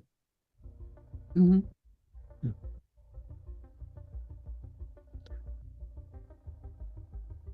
Speaking of which, I have matters to attend to. She nods her farewells to the other men in the room. She passes by you and stops. So you're sort of side to side, but facing different directions. He goes, when all this calms down, we'll find time to talk properly. Looking forward to it. And she click-clacks out, taking out a phone and beginning to demonstrate that she is, in fact, dealing with everything all over town.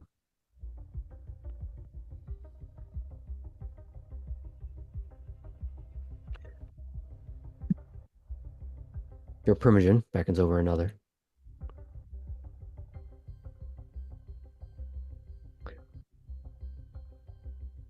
Pleasure, Nathaniel Innsbruck.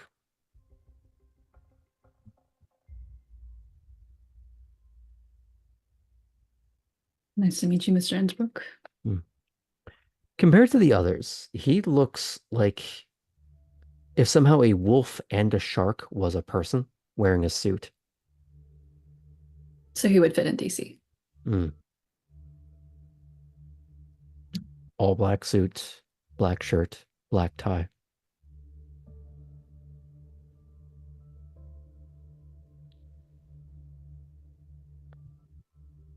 Well, my place in the machine, like Mr. Rudlow, I do apply it to everyone in this city. But our kind gets priority should that become necessary. I make the messes go away. The things that those outside the masquerade are not supposed to see, not supposed to know.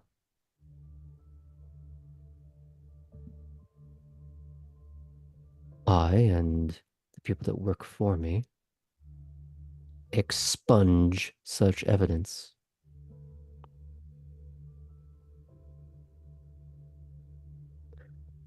But I urge you to consider something.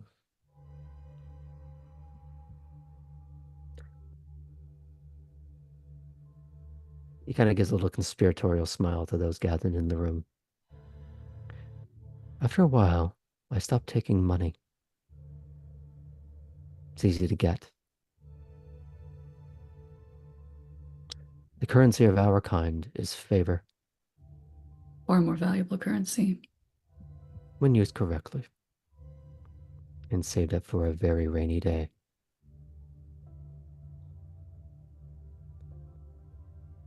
Should you need my services, I would be happy to provide them. For a fee, of course. Of course. Now, depending on the nature of things, that could just be a simple heads up about something. But depending on how bad, how egregious it is, the necessity of the situation, well, seller's market.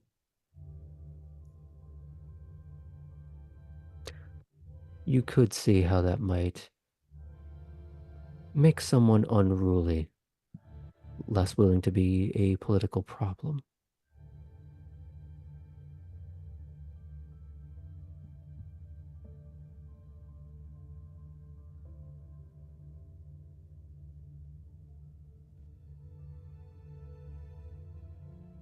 And as the conversation is going back and forth on this, before I get to the next part of this, do you have any questions you want to ask them? I know you were hit with a lot, and Kate feels like she's just been on the speed dating of job interviews. Actually, I'll add something I was meaning to round back to. You see, as the Primogen resumes, how each piece on the board contributes to the game. How will you?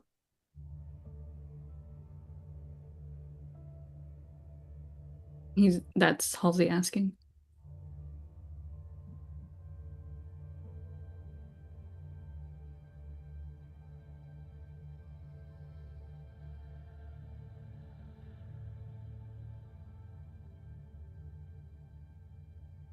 Who was most in need of assistance?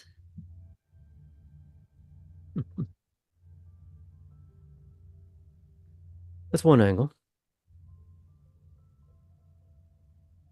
And maybe there could be an opportunity for you simply job shadowing to get your feet wet, to cut your teeth on something and see what happens. But I want you to be more deliberate than that. You don't have to have an answer right away. I think I'd like to speak with Miss Corwin and Mr. Rudlow a bit more. I'm sure that could be arranged. There are others not in this room that contribute in their own way. We'll have a proper sit down one evening so you can meet others.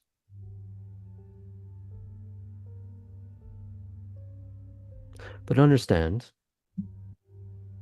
you are meant to impress. They'll go looking for everyone else to find where you fit in. Conjure your own answer.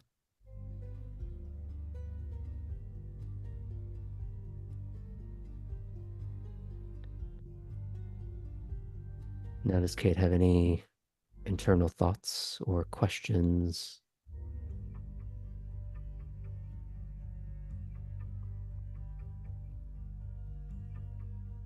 Every conversation with a Ventru is like a chess match, and there is a right and wrong answer to everything.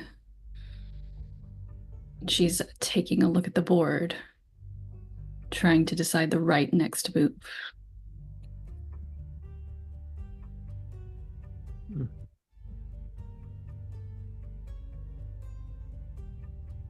And what is she thinking of the state of play?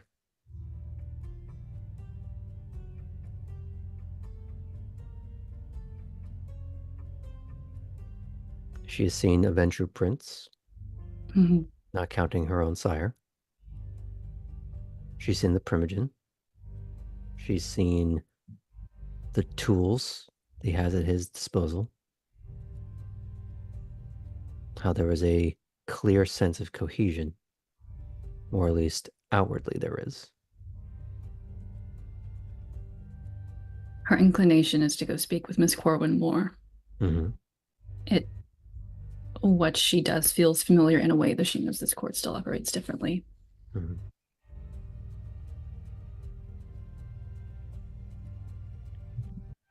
Is there any nervousness or anxiety that she's feeling and or trying to mask?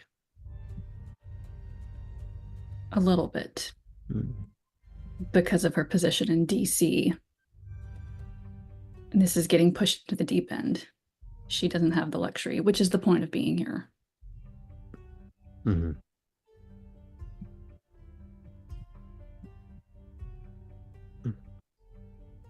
And she knows every bit of this conversation is a test.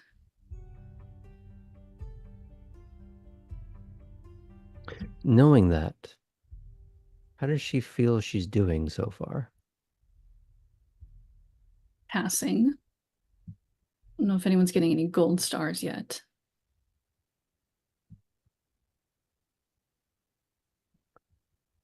It's a little like if orientation day had a little bit of a spoken word exam by the end of it, just to see if you still retain entry. And so far, you have not been ejected, but the semester's yet to start.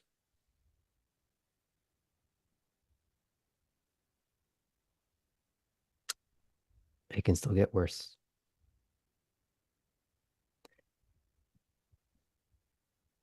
And as that conversation begins to, I assume, round down, unless you have any other things you want to verbalize. Just some more conversations to have moving forward. Okay. I think here would be a good time for us to take a break, to go and get some bloody refreshments if we need them. I'm all out, so it's perfect timing. All right. We'll see you soon, folks. Bye-bye. Welcome back. So, as we left off, all of our little baby vampires were just meeting their clanmates, their Primogen, and finding out life kind of sucks now, and not in all the fun ways. That every conversation among kindred is a high wire act that many of them are unprepared for, simply by virtue of perhaps the one that made them was not a political animal, or perhaps they were made with something other in mind, or too briefly for them to learn those lessons. But that's why they're here. Let's see what they pick up on.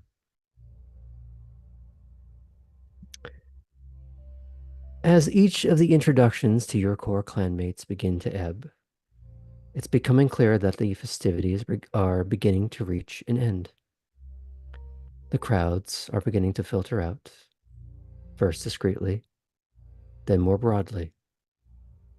You can only imagine what the logjam is like as cars leave the main gate to rejoin the main road and scatter back out into the night to their individualized domains. There are stragglers, of course, waiting for the traffic to dwindle down so they can make their own escapes. Some are enjoying quiet chatter among themselves. Some are just enjoying a moment of solitude. Some just want to be left alone together. But as each of you begin to be left among the stragglers for a moment in the main hall, nearer to seats or wherever you choose, you have time to reconnect as a group more privately, should you all choose. Is Corwin, not Mm. Cora, Corwin amongst the stragglers? She's not in the main hall, but she is en route to the door if you're trying to catch her. Yeah. So you're trying to click clack after her? hmm Okay. How long do we have until sunrise? Enough time that just doesn't matter right now. Okay. I didn't know if it was like a, hey, here's my card, see you tomorrow. But yeah, I'll try to catch up to her. Mm-hmm. And how do you get her attention? So you wanted to have a conversation? She stops and she's clearly typing out a text message while still looking at you. Well, I didn't mean we could have a full conversation right now, but we could start.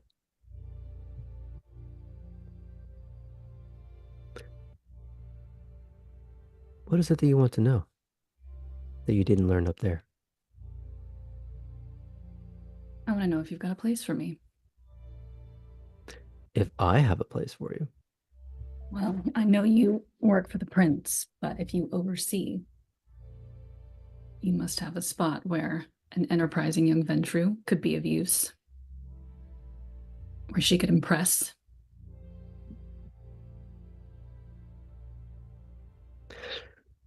Were I to do that, I would be taking a bit of a risk on you. You understand that? I do. Mm-hmm. Wherever I wind up, it'll be a risk, just by nature of my newness. Well, at least you're self-aware, which is more than can be said for some. It'll kind of glance back at the splatter. You see one of the security guys with a mop kind of just slowly trying to scrub this thing clean, but you just see this look of, I'm gonna have to throw this out and get a new one, aren't I? Was it on like hardwood or like a carpet? As in, this was on the platform itself. Oh, okay. You get the impression maybe that's there not as a just, I must uplift the prince above all, as much as that's gonna be a problem area, and we need to be able to get rid of it and Like replace putting in it big easy. carpet squares you can just rip out and Yeah. pop down. It's like the really regal version of those sort of rubbery play mats that you put down for kids that are almost like a giant like puzzle pieces. We have those in an alphabet. Yeah. Should definitely try a power wash for that. Well, that at that she actually kind of starts to laugh. Power wash doesn't do much for bullet holes. We tried.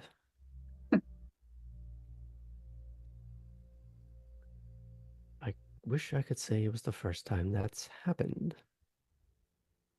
Wish I could say it was the first time I've seen that happen.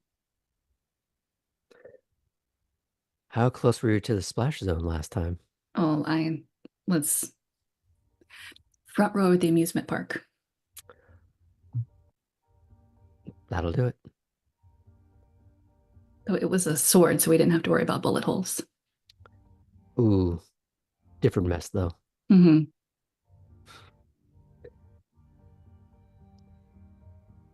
Here's the risk I run into.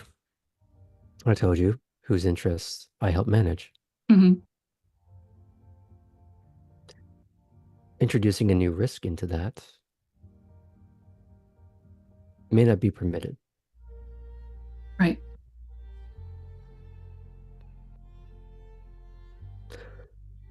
But the next time we talk, we'll see if we can find a place. At least a ground floor opportunity and go from there. I can give you my number so you don't have to lurk around Elysium to find me. I'll have to do that next time. All right. Your number's about to change. But until next time, I am here quite often. Good night, Miss Fulton. Good morning, Miss Corwin. Good luck. Thanks. And she trundles on out to whatever next array of appointments, frustrations, disappointments that she has to get to.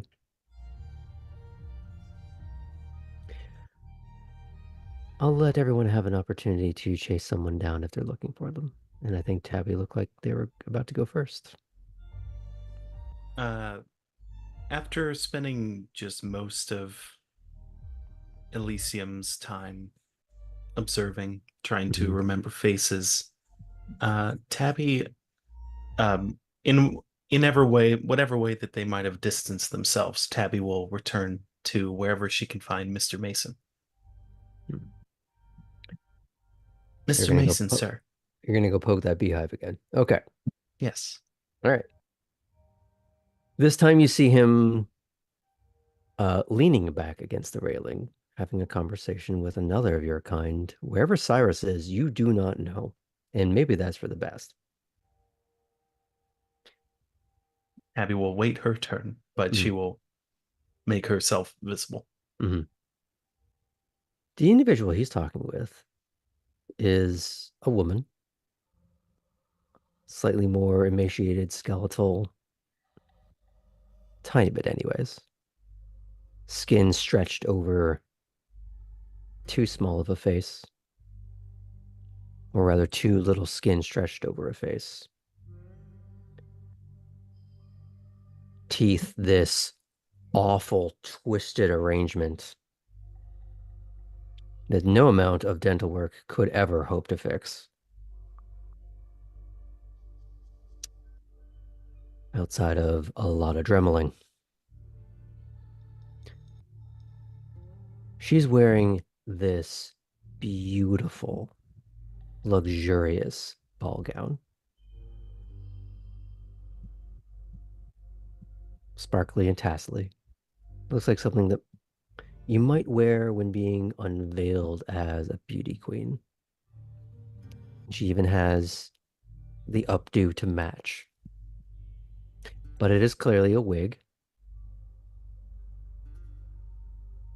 She's talking animatedly with Mason. And there's just snap head turn of like when a bird is from standstill and it just snaps in your direction. And there's a tilt to her head. Oh, hello. You must be Tabby. Yes, ma'am. I believe I've been introduced uh, publicly. So Mhm. She extends this spindly little limb in your direction in a dainty little, like, lacy wrist glove. And she just sort of expectantly holds it out for you to either take, to kiss, or whatever you decide to do at that moment. trying to be just in general aware of the situation. Mm-hmm. Tabby will kind of like more cup the hand rather than grasp it, Mm-hmm. and just kind of do a gentle eyes down, like head nod towards it without the kiss, but like the Mm-hmm. mimed adherence with a slight bow. Mm-hmm. It's at the very least a show of deference. Yes. Okay. And she gives a sort of little tittering laugh, covering her mouth with her other hand. It's like, oh, Tabby, someone with manners. How nice. It's a pleasure to meet you, ma'am. Hmm. Might I know, forgive me, so few names have been revealed to me. Might I know the pleasure of yours? Oh, everyone just calls me Petra, darling. Petra. Thank you, ma'am. Hmm. It is an honor, I'm sure. It would be for you, yes. Mason, honey, we'll talk later. See you soon. And she just, in the same way that Kate or Jean would walk away, there's that confident click-clacking stride as she disappears around a corner. Now, something that you, of all people, would be considering right now is how did she get that dress all the way from the Warrens to Elysium without it being all mucky? Hmm. Did she? Or is there another way to do that?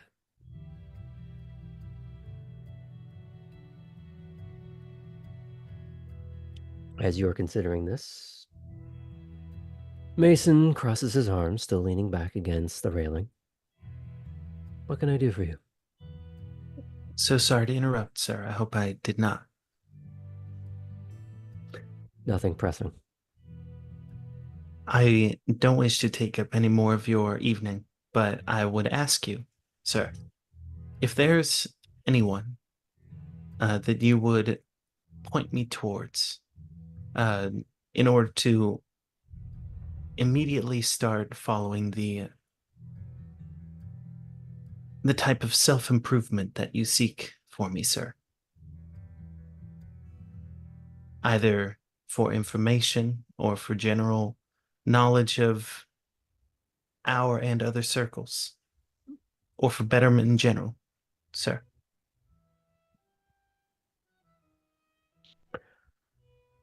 It would be best for you to have a certain amount of self-directed improvement rather than me giving you every answer. You're Understood, not sir. going to learn anything that way. However, I'll give you a starting place for you to start figuring things out. Something to consider. He turns around and he does get a little conspiratorially close to you as he points down to some of your new bloods who have begun to filter back into the building. An opportunity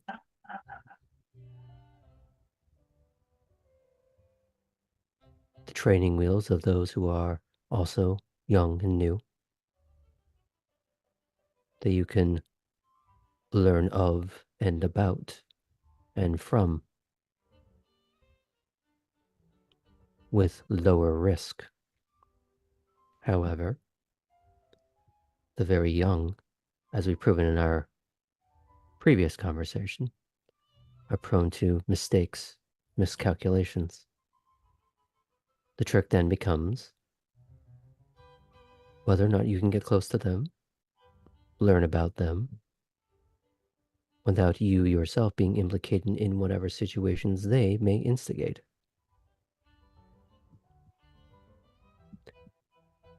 So if you want to find a use, that's a good place to start.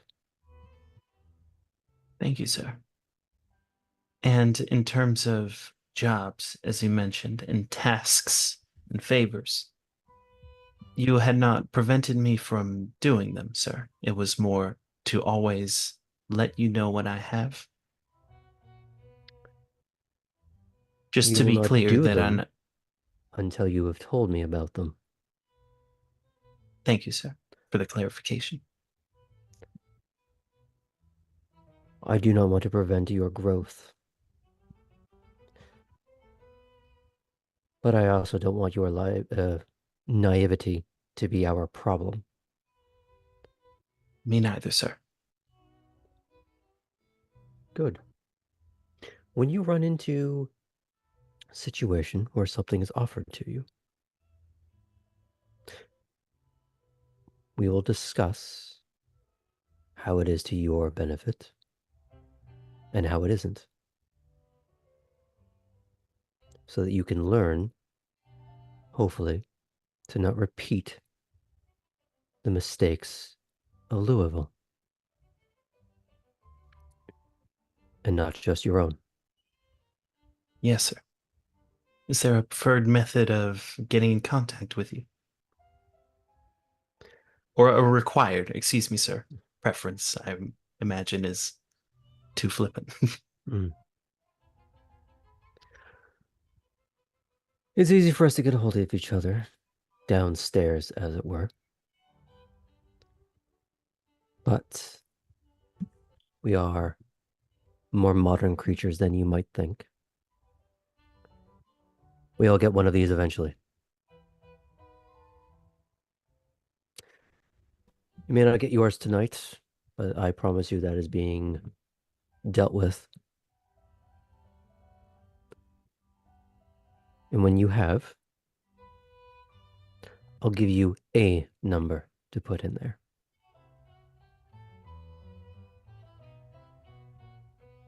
Thank you, sir. Last question, then I will be on my way to begin my own betterment, sir. Cyrus. He gives me the vibe that if I were in a lonely alley with him and he spotted me, I would be killed on sight. Is that an accurate assumption? You kind of hear him laugh, but he's not quite sure if it's because it's really funny or it's just a weird question. And it just don't I give him reason to. He will understood. scowl all he likes. He's very good at it. And yes, if he has a reason to, you will be pummeled into a paste from which there is no amount of regrowing from that. Many a young fledgling, neonate, or puffed up sabbat have tried to wander into the sewers towards the Warrens, thinking they were going to make a name for themselves, only to be met by him turning them into a fresh shellacking on the rock wall.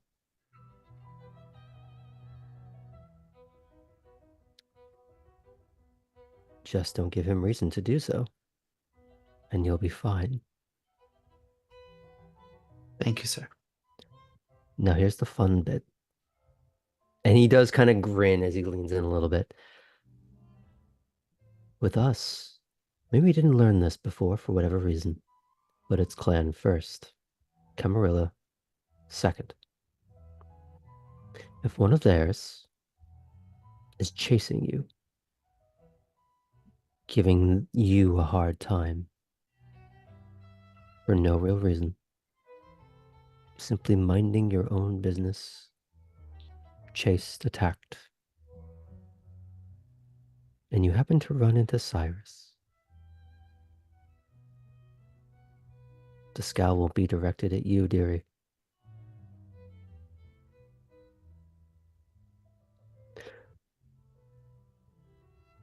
I won't diminish him.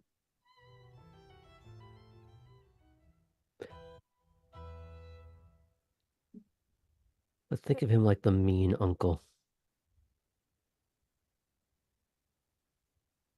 You don't want any attention from him. He doesn't want any from you. But nobody gets to mess with his, or he will stomp them into soup.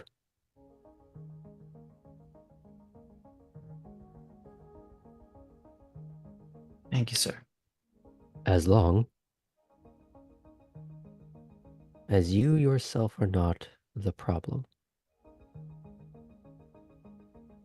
Perfectly understood, sir. I'll give you a choice tonight. Based on what we've talked about, your potential starting role. You're going to be given a choice. Whether to go with us to the Warrens tonight,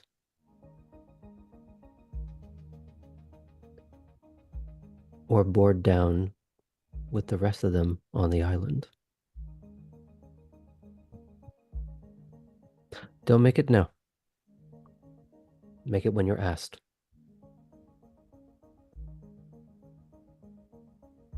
And at that, he leaves. Not even waiting to see what you say or if you ask anything else. Give you your food for thought. And leave you deal with it.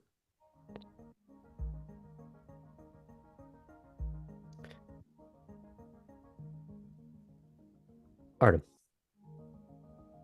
Hello. Are you trying to carry on a conversation with Jethro or Tessa, or have you kind of tried to move back into the house? You know, I probably not going to talk to Jethro. I might want to talk to Tessa later, but Artem is having a lot of problems tonight. Not all of them are vampire problems. Hmm. So I think what he's going to do right now is look for one of the people that he came in with. Mm-hmm. Someone who maybe is in a similar situation, but might have been better prepared for it.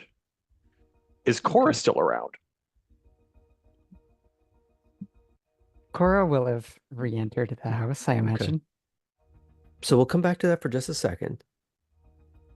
Does Cora want to talk to someone else before we round back to player on player? I guess it depends on what the order of operations has to be. I don't mind talking to players and then also speaking to NPCs afterwards.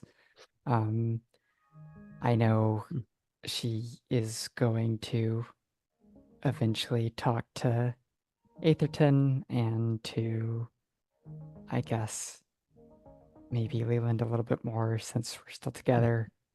So why don't we deal with that part then of walking in with Leland? Grace or Nina was apparently gonna pop around to see if Titus was in the area, so maybe that's something to do, but perhaps that's another night sort of thing.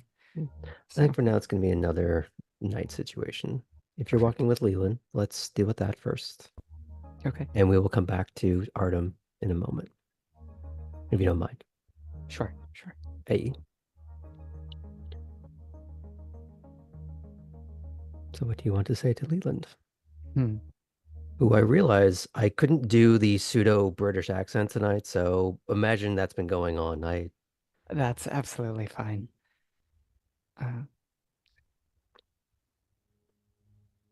See, So pronunciation is difficult. you mentioned you might be able to help with complications, and yet I get the feeling that I was the only one who was sharing. Is this not the type of thing where we're all so open about our feelings? Apologies. It's the requirements of being that low on the totem pole and new. The rest of us have had time to deal with some of these things, but you're a fresh face in a situation that can very quickly become volatile. Right. Well, that makes plenty of sense. We're in the unenviable position of needing to make a snap decision. It's not all about our feelings as much as how bad is it? How can we mitigate it? Can we?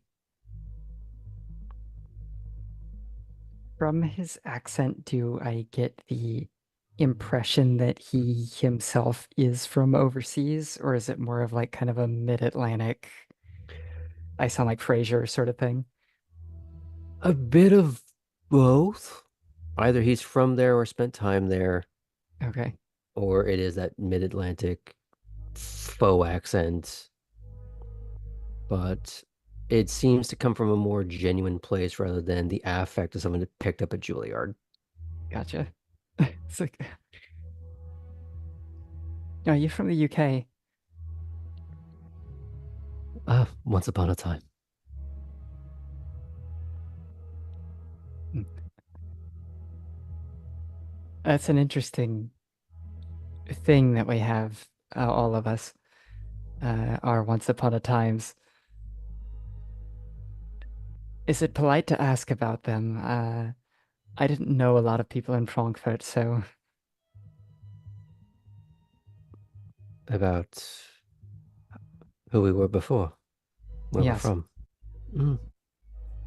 It's one of those have to feel it out sort of things, I suppose. Not everyone is very open. Not everyone wants to share because sharing makes you vulnerable. Or can. of course. Then I'll go ahead and continue to ask the question and just apologize if it steps on toes. That's one way of going about it. I will say that the older someone is, be less keen to ask them such questions. The older you are, the more vulnerable it could make you. Right. And not everyone is going to be as willing to share as your sire may have been. Mm. I think it's probably a little bit different, right? But a child and a sire. Not universally. Many are fraught at best. Many are made to be a tool for something, or they were crime of passion.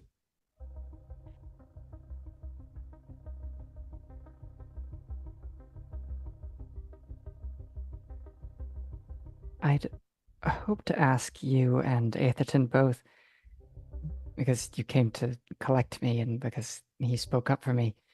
Hmm. Do you have any connection to Essen?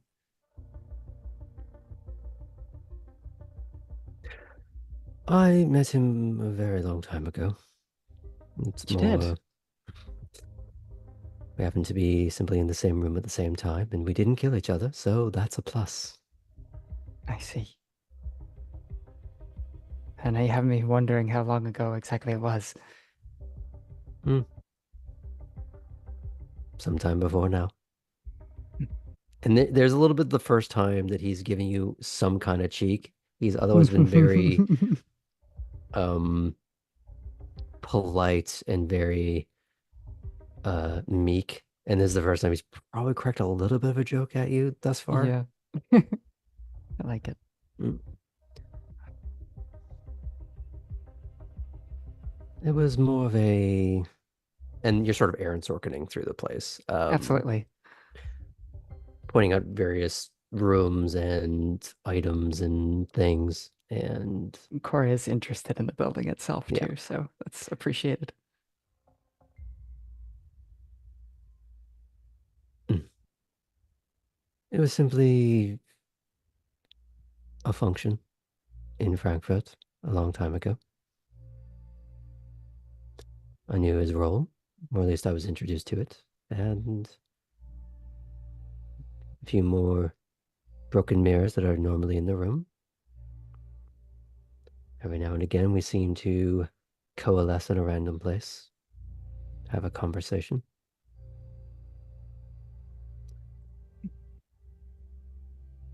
Somehow I get the feeling that with us it's not quite as random as it might seem. At that, he does very broadly smile. There is an interconnectedness that even we don't entirely understand, and yet we do.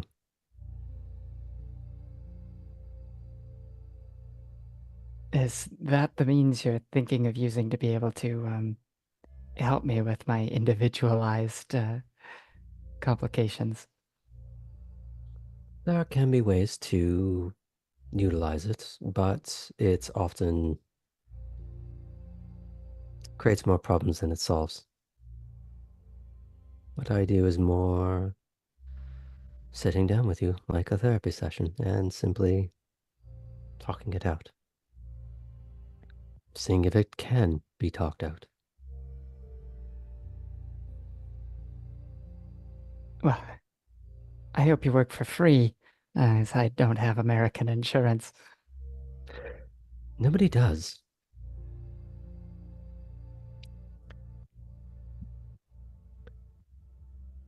Cora's going to shake her head in true, um, like,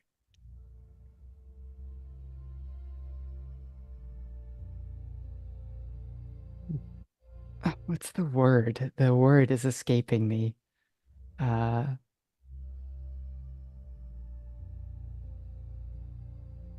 she finds it,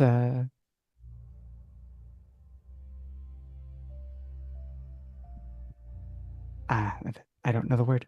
Sorry. I like to think that there is a word that she's trying to search for, and either in her mind or as they pass by a now empty library, there's a part of her that's looking, not physically, but just briefly looking for that dictionary or thesaurus. She doesn't have access to a phone right now. And in that moment, he catches you staring. You don't know how long. Is this part of it?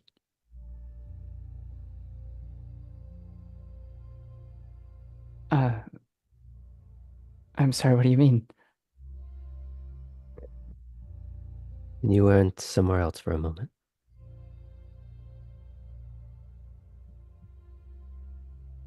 It's, And for a second, do you know why?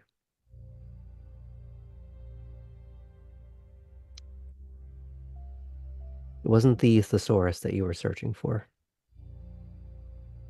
Not consciously. You see a book, or at least you think you see a book of crossword puzzles.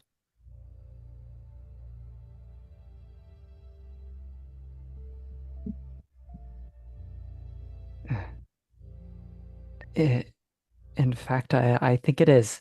Mm. Unless you see that over there.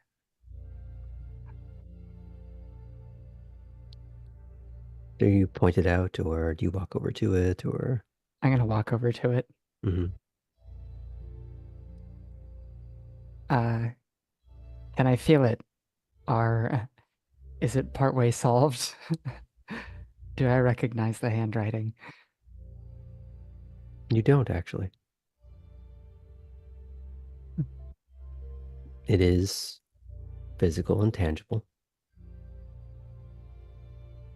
And as you are remarking on it, you see a shape walking from into your periphery as you realize that you are in a much bigger library than you realized. And slightly hooded figure. You may be forgiven for a moment for thinking, oh, maybe that's Tabby. Same kind of MO. But it's a much more ruined face.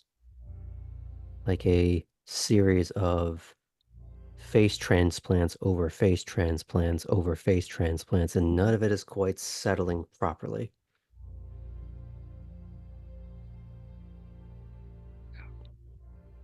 Oh, I'm sorry. This must be yours. They don't say anything, and it's hard to see their eyes. It's almost like they're sunken in, a bit of pitch, and they don't. It's not that they don't comprehend that you're there, but they don't say anything. Maybe they can't. And they just gives a little nod, at least of some acknowledgement that you're in the room with them. And they pick up the crossword, and it's like they're almost hugging it to themselves. And he just sort of like slowly turns before just leaving the room casually.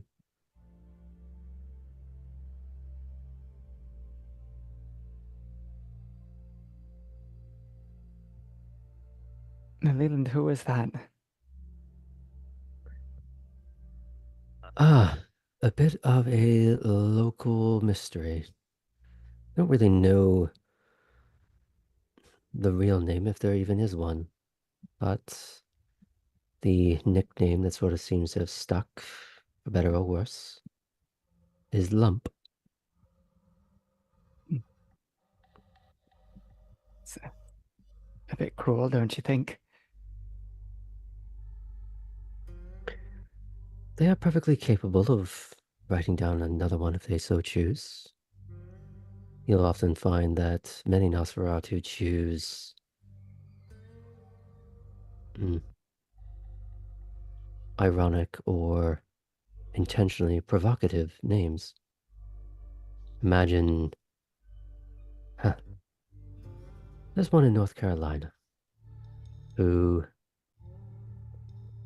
enjoyed having such a profane name to make a Ventru Primogen have to call it all the time in public because there was no other. And what are they meant to do? On some level, I have to admire that.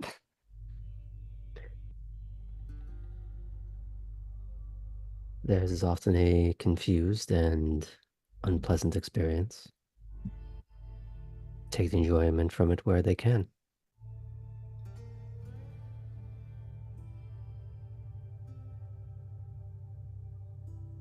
No.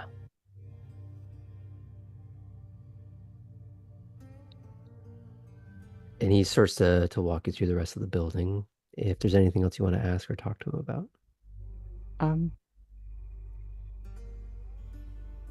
I don't think so. I think she will just say Essen is a fan of the puzzles. Ah. Ah. Perhaps then he might appreciate you sending him a little Savannah-based jumble back. Yeah, I think he'd like that. I'll see if we can find something. And as we find Cora in the main room, Artem looking for her. Please. I guess before this, he was probably just standing outside, smelling the air, being antisocial, as he does. He remembers suddenly that he's in a different country, one that he did not intend to be in. And he has a lot of questions that would be nice if someone would answer. He remembers there was another person in the little group that had brought in that, while she had chosen to be here, maybe in a similar situation. So he seeks her out. So you say you were sitting in the main room? Being walked in, so.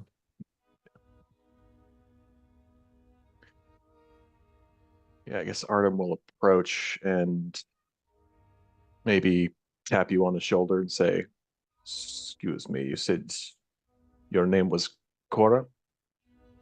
That's right. Artem, if I'm remembering correctly. Yes. Do you have a few minutes to talk? I find myself at a disadvantage here. Yeah, of course. Well, what would you like to know? Honestly, I'd been hoping we'd get a chance to speak again too. It's nice to know that there are a few of us who are a little bit far from home, though I am sorry about your situation. Yeah. Yes.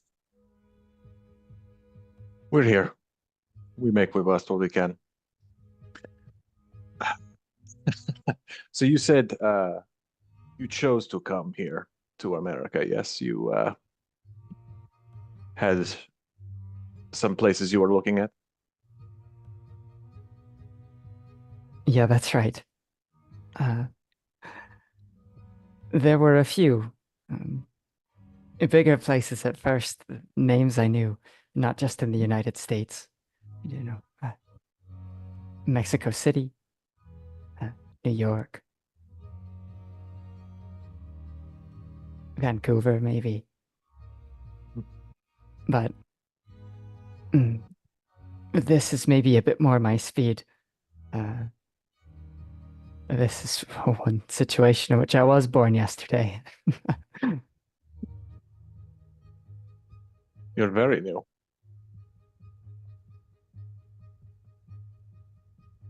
Hmm. I only had one name that I gave my travel agent. They didn't get it right, unfortunately.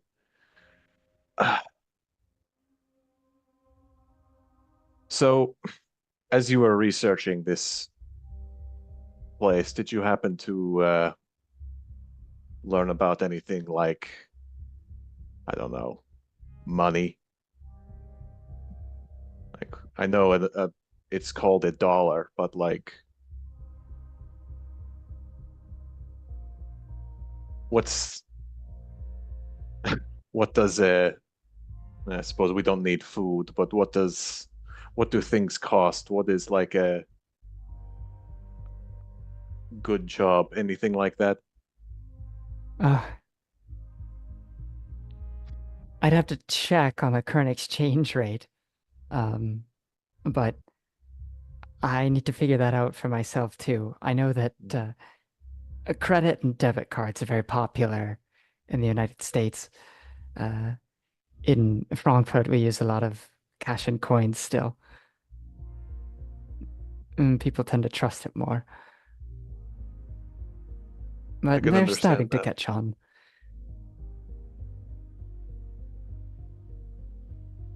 I'd say I might be in more of a similar situation than you think. I used to have an allowance back home, but I'm going to have to figure things out for myself. I suppose we can learn together then.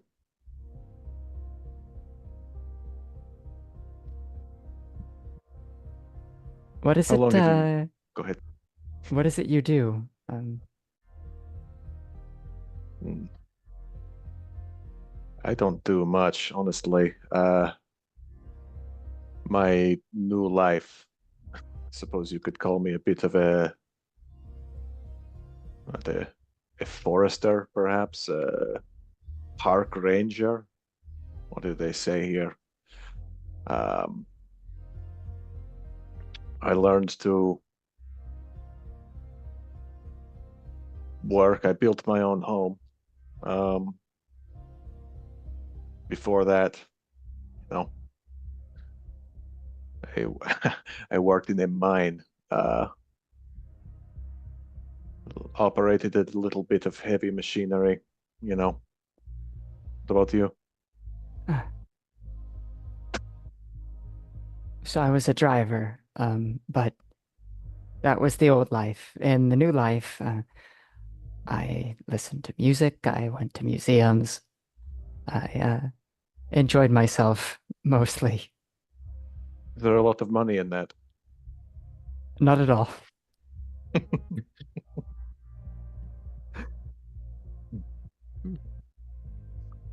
I see Kate's Mhm. raising her hand, so I'll Is give it an okay to opportunity. interrupt your banter there, or Sure.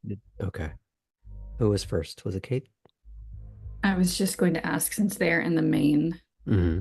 front, at one point, can they see Kate go have that quick exchange with Jean Corwin and then kind of finish that conversation? I would say you're finishing your conversation as they're in the middle of theirs. If you wanted to go and interject yourself, is that the intent? I'll hover nearby, but I don't want to like purposefully break up if they're look Mhm. like they're having, conversation together. Okay. Get back to that in a sec. Tabby. Abby, and after a certain amount of time of standing up in the railing, watching, her eyes eventually fall on Kate as she comes back. And Tabby seems to make a decision and descends the stairway heading for her direction. You probably would see her approach, unless she wouldn't get right next to you, unseen. Uh, pardon me, Miss Morn, was it? Miss Fulton. Yes. It's a Uh, been true habit.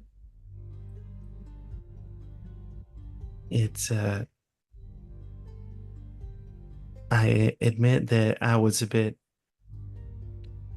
embarrassed and odd when we were all making our introductions and we heard yours. We don't pick who sires us. No, I was just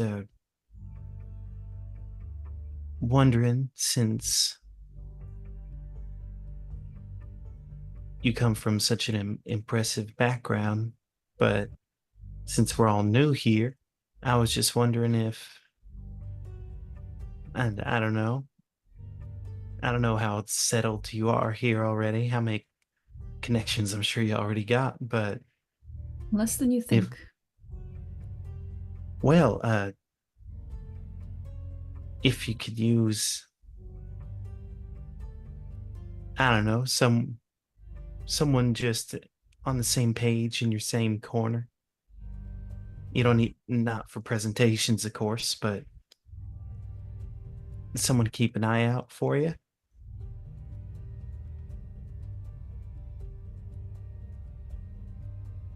I'm not good at selling myself, as has been painfully hammered into me this evening. When we get phones, we'll exchange numbers. Sure, I'll take that.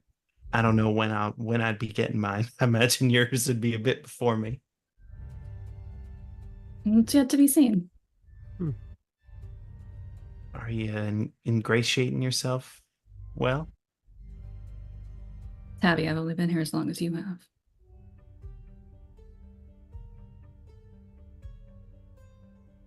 I hope yours was better than mine. Better, worse. I think different is the key word. We're I all would being. Go ahead. Go ahead. No, you go ahead. I would say as the room is rapidly emptying, you are becoming rapidly aware of how few people there are, and it's the four of you right now.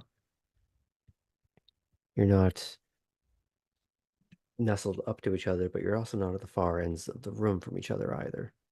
You are able to at least hear parts of each other's conversations now.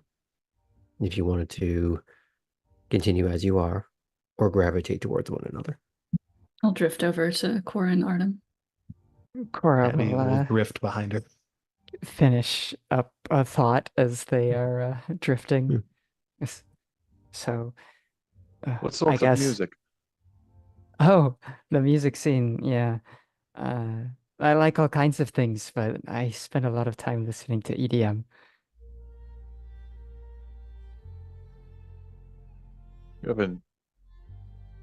You haven't heard of Unisexy, have you? Una sexy. That's not a name that I thought that I would hear on this side of the Atlantic. I saw him Probably live. wouldn't be. It actually What? means a lot to me. Yeah.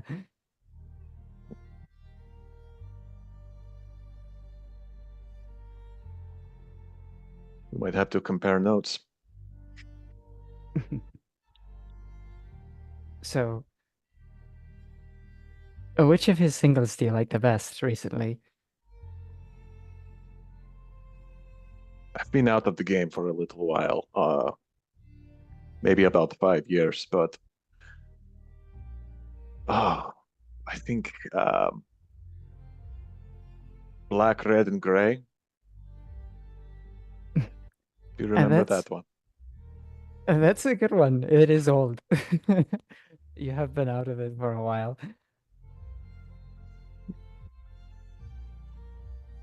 I'll have to take Cora. you to a.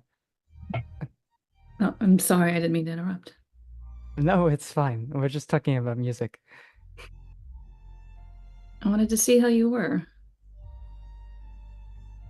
I think of all of us, you had the most reaction to what happened. Huh. I've been trying not to think about it, but I haven't been so close to something like that before.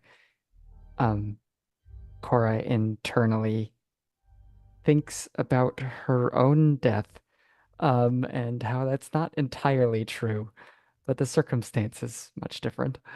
Um, so It's one of the more unfortunate realities of court. Second one I've seen.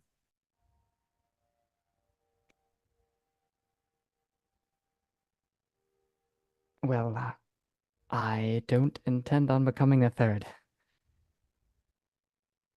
Well, we seem to have survived the first night. One down. Artem and I were just discussing how we might survive the next few. I was about to tell him that the city is big on tourism and there's an art school here, but there is a lot of wild land and shipping, so you might still be able to find something to do.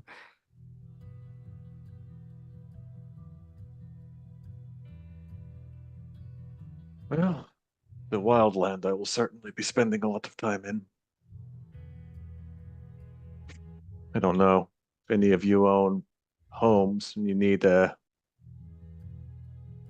don't do anything with water or electricity, but anything else I might be able to help with. That reminds me. Can I look around and see if Sokolov is spottable? Funny you say that, because Baxter, Sokolov, and Atherton are actively chattering as they are heading in your collective direction.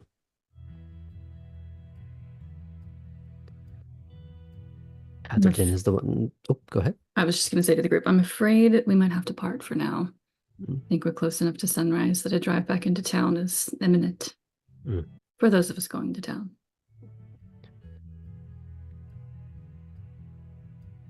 Actually, at that, Sokolov will be the one to interject before.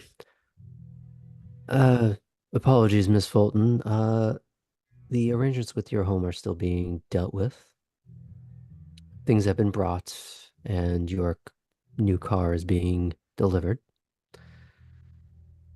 But the changeover is going to be a little more complicated than was anticipated. There are, however, alternative boarding that is to be presented. Atherton will speak up at that point. Yes, I was about to extend our concept of Southern hospitality. For those of you that would like a place to stay tonight, perhaps for the next 2 or 3 nights while you get your bearings, we do have a place that we like to call the cottage at the southern end of the property. It's kept within the depths of the woods. No one will be bothering you, certainly not from that side of the curtain. And it will be a safe roost from the sun.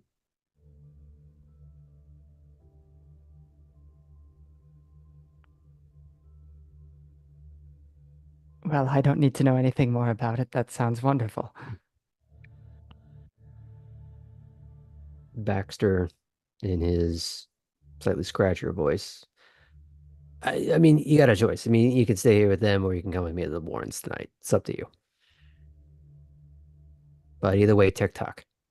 I'll go to the cottage too. Seems like a All right. And he cozy just walks off. place. All right, cool. He's got places to be and doesn't want to be here.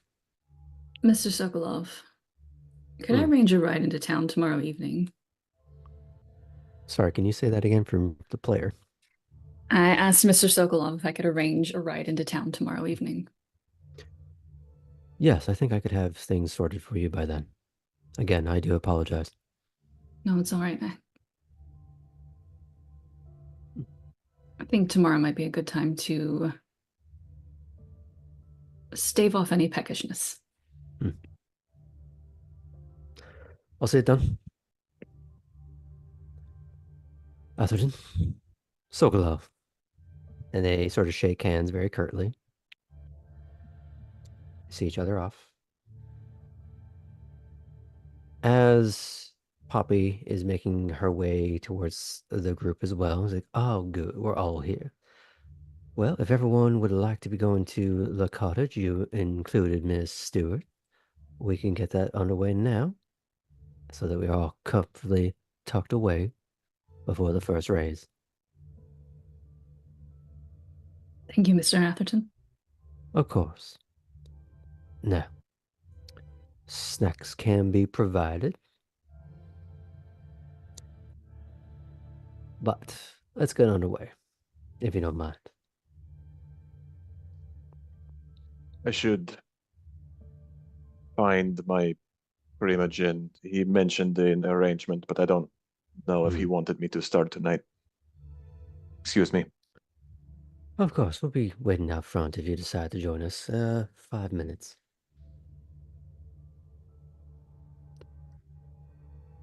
What is the path, the walk like? It's Like, a is it- reverse of how you were brought into Well, the is it like house. gravel? Is it grass? It is gravel that leads up to the house itself. Mhm. Because of all the cars that have to park there, you're never going to keep anything. And they didn't want to pave it, it seems. But in terms of getting out of the house, it's the reverse with minus the tour. And there are 2 Range Rovers of an older make and model. Okay, so we're not waiting walking. outside. No. Gotcha. If you've looked at the map of the Isle of Hope, it's freaking massive. So if you started walking now, you'd get there in a couple of hours. So as you are trundled into 2 separate cars so that you're not crammed in, and that the 2 cars have some of your things. For Cora, actually, your things are already moved there. Ah, lovely. So the room in the car is mostly just for the people and for some of Kate's checked luggage. Tabby, got a sweatshirt you can borrow. You're gonna want to get that under cold water as soon as possible. Oh, this Get the blood out. indicating the blood. Hmm. Yeah, probably. You might want to toss it, but it depends on how sentimental it is to you. Not particularly. Most of the time, it's better to not be seen anyway, so fashion is not exactly high on here, but Well, if every you little don't bit helps. mind a Georgetown sweater, I've got an oversized one in my bag. I will take that for sure. Thank you. So the way we're going to split this up is it'll be Cora and Poppy and potentially Artem. And in the other car will be Kate with all her luggage and Tabby because I like that juxtaposition.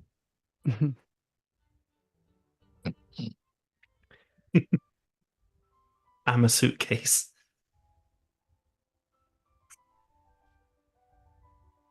Leave that one where it is. We don't need that Urban Dictionary load up again at the moment. So as Cora, you get into, I'm presuming, the front seat with Atherton. Do you wish to say anything to him? Uh, sure. We're in mixed company, Mm-hmm. but I'll say some things anyway. Uh,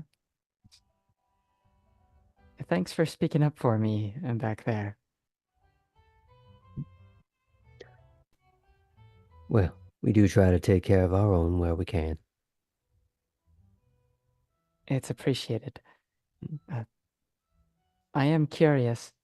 And do you know Essen or just know of him? More by reputation.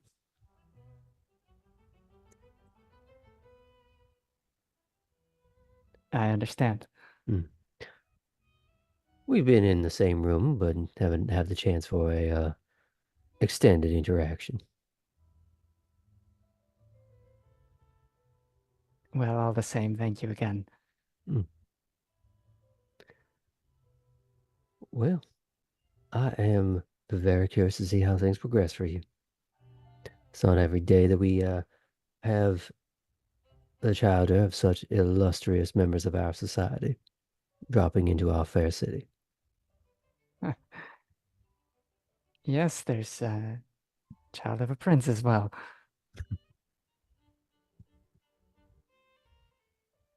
That is certainly its own legacy and baggage, as I'm sure you will come to realize for yourself.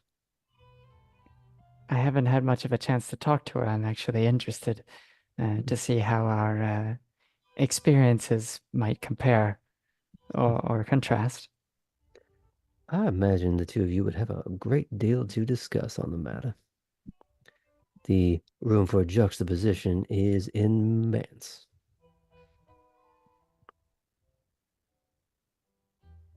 But I should like to have a more private conversation with you, perhaps tomorrow night. I'd enjoy that as well. I do try to be a bit of a guide to the younger folk when they decide to roll on through. However, on occasion I do fail them.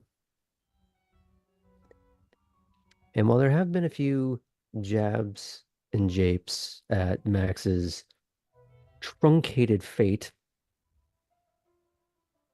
he's the first one that maybe looks a little mournful of it. Mm.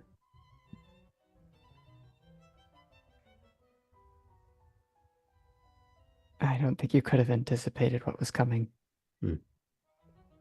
Well, I appreciate that kindness.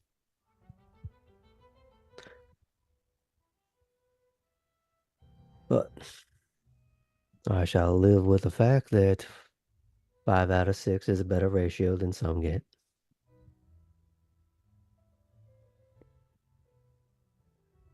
You see that kind of thing a lot.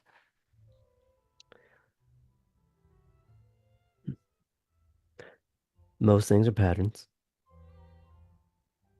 There are periods of stability, periods of unrest, periods of war. Think of it like a fashion trade. Fads come and go, but they always come back.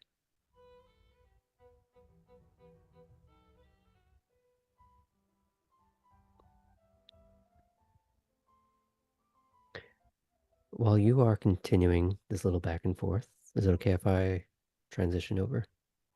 Absolutely. Phenomenal. Artem, Hello. you're going to try and find Alden. Is he around? Very easily found. He's actually sitting on a rocking chair, old-fashioned rocking chair, on the porch of the main house. Orion, the oversized dog, is laying down, but the way that it's sitting upright while sitting down or laying down makes it easy for him to just reach over and slightly scratch it without any reach whatsoever. What a good boy. Yeah. So, approach, get his attention. Just sort of point out the door and say, you'd said something about a house you wanted me to fix up. Should I go to the cottage now, or you want to go straight there?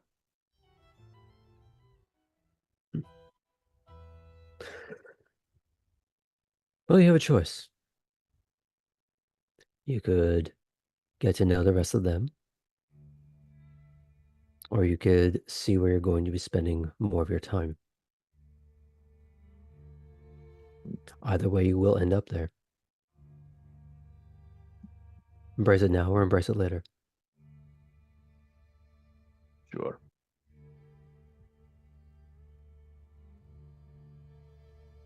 I suppose I'll embrace it tomorrow then.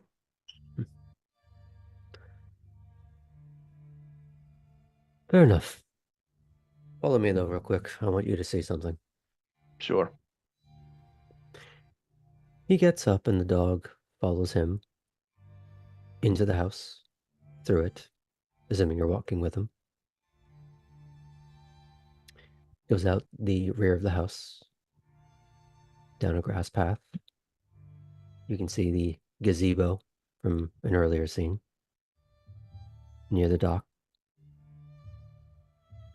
And as you cross onto the dock, you can see a not necessarily an expensive power boat as much as just a good boat. It's more of a swift workhorse rather than a speed or pleasure craft. This is for just getting on and getting on with it.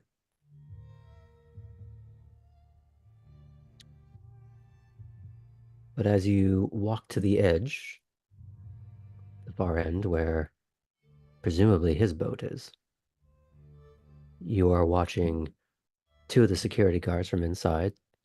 Not necessarily the ones you recognize, but you just recognize the look at this point, that you could pick them out pretty easily. They're unfurling the tarp and chumming the waters with your chum that you arrived with.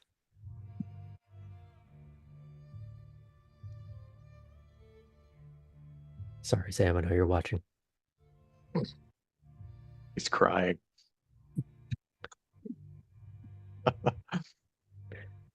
And as you get to his boat,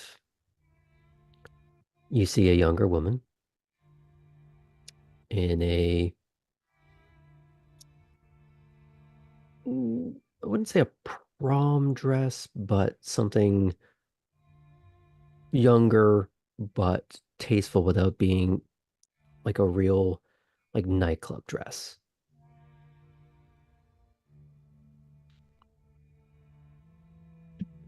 He goes, I wanted you to meet someone before we parted ways tonight so that you could be familiar. Artem, this is Christiana. Christiana, Artem. Just sort of nod. Hello. And the way she's sitting on the boat, arms are crossed, and she just turns to you and there's, despite the just young, diminutive, almost dainty looking, and there's an undertone of a growl to just this almost sigh.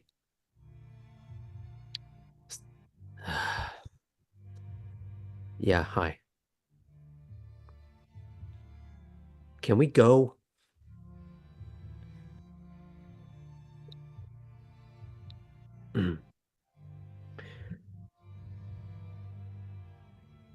You'll make proper acquaintance, hopefully tomorrow night. But I need the two of you to start occupying some space. He needs someone to show him around. You need a chaperone.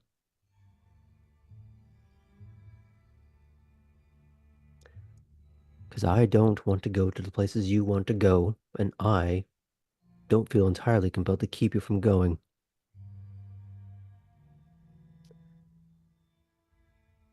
Consider yourselves each other's babysitter until I say otherwise.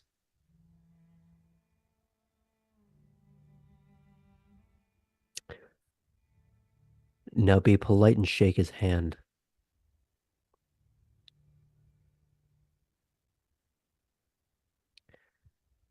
She glares and isn't really sure if it's for you or for him or just in general.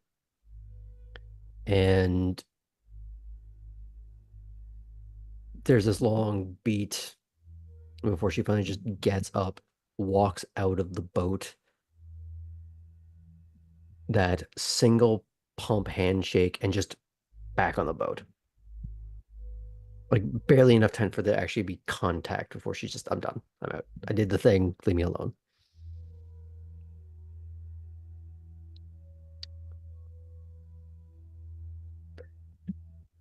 And as she's just raring to go, he puts a hand on your back to walk you a few steps away and goes, have fun. Mm. This is frighteningly familiar. Good. Except I get the impression that that was in the woods. This is a lot more wild.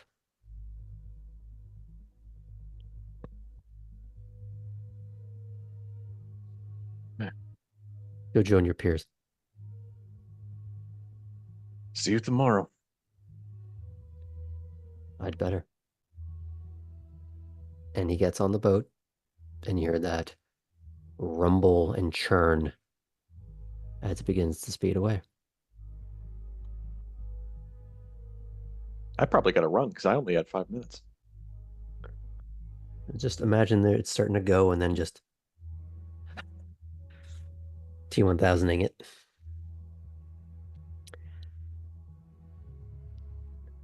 You get there, and Atherton's window is rolled down.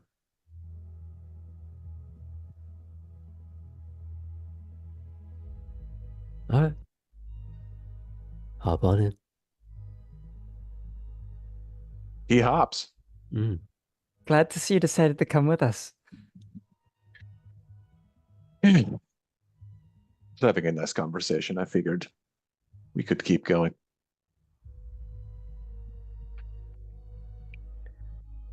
Nice that we all seem to be sticking together for this first day. You're in a different car. Ah, aren't Cora and I in the same car? Nope, you and I are in the same No. car. Oh, I got it wrong. It's okay. You were saying it to her.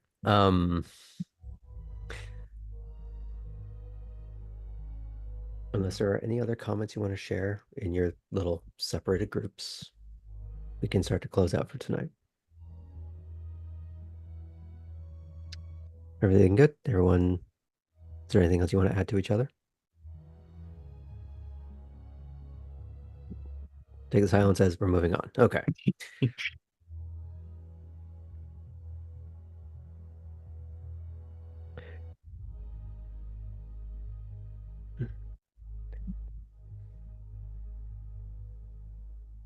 The second car is driven by the guard you met at the start of the night, Bruno. And the two cars, the Range Rovers, are brought down that same canopied road that maybe you didn't realize went this far along the length of the island. Headlights dance off of it, the hanging moss of the oaks. You realize how, despite the fact that you are ostensibly in a county of a major city in the US, you feel like you are quite distant from civilization. Deeper and deeper into the woods.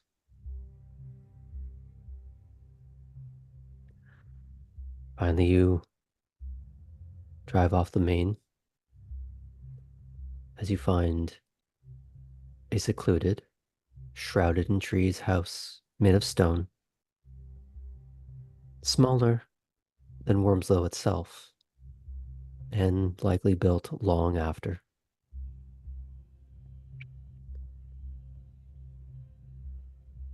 But as your small convoy pulls up along the front doors, you are dispersed to start heading inside, the lights coming on, the chill beginning to leave the rooms, as the heat turns on.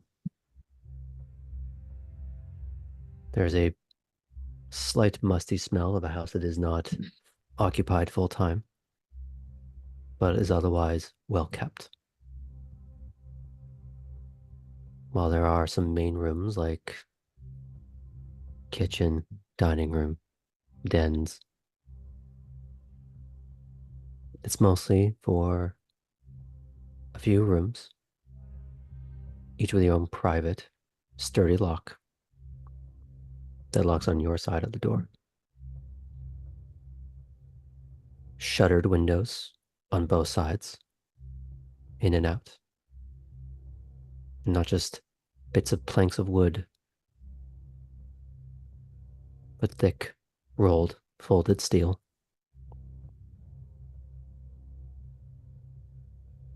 And the curtains to at least give the sense of decoration.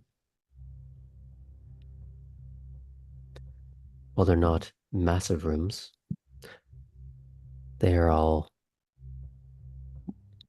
comfortably furnished.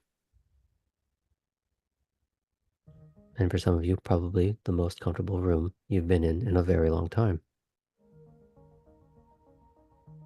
For some of you, it may be more of a come down.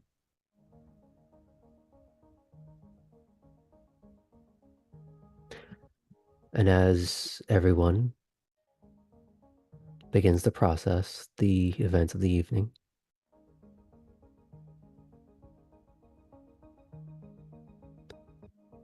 you feel that disembodied creeping warmth as you know the sun is cresting the horizon. And while you are not immediately put to sleep,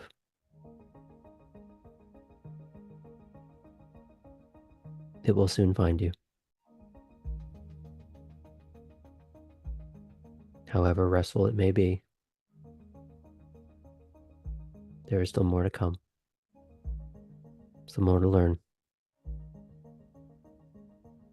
And there is a great deal that you each know that you are ignorant of. either of your own state or the state of the city.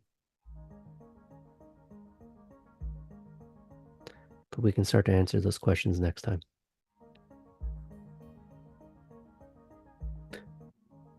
Good night, folks. Thank you for joining us.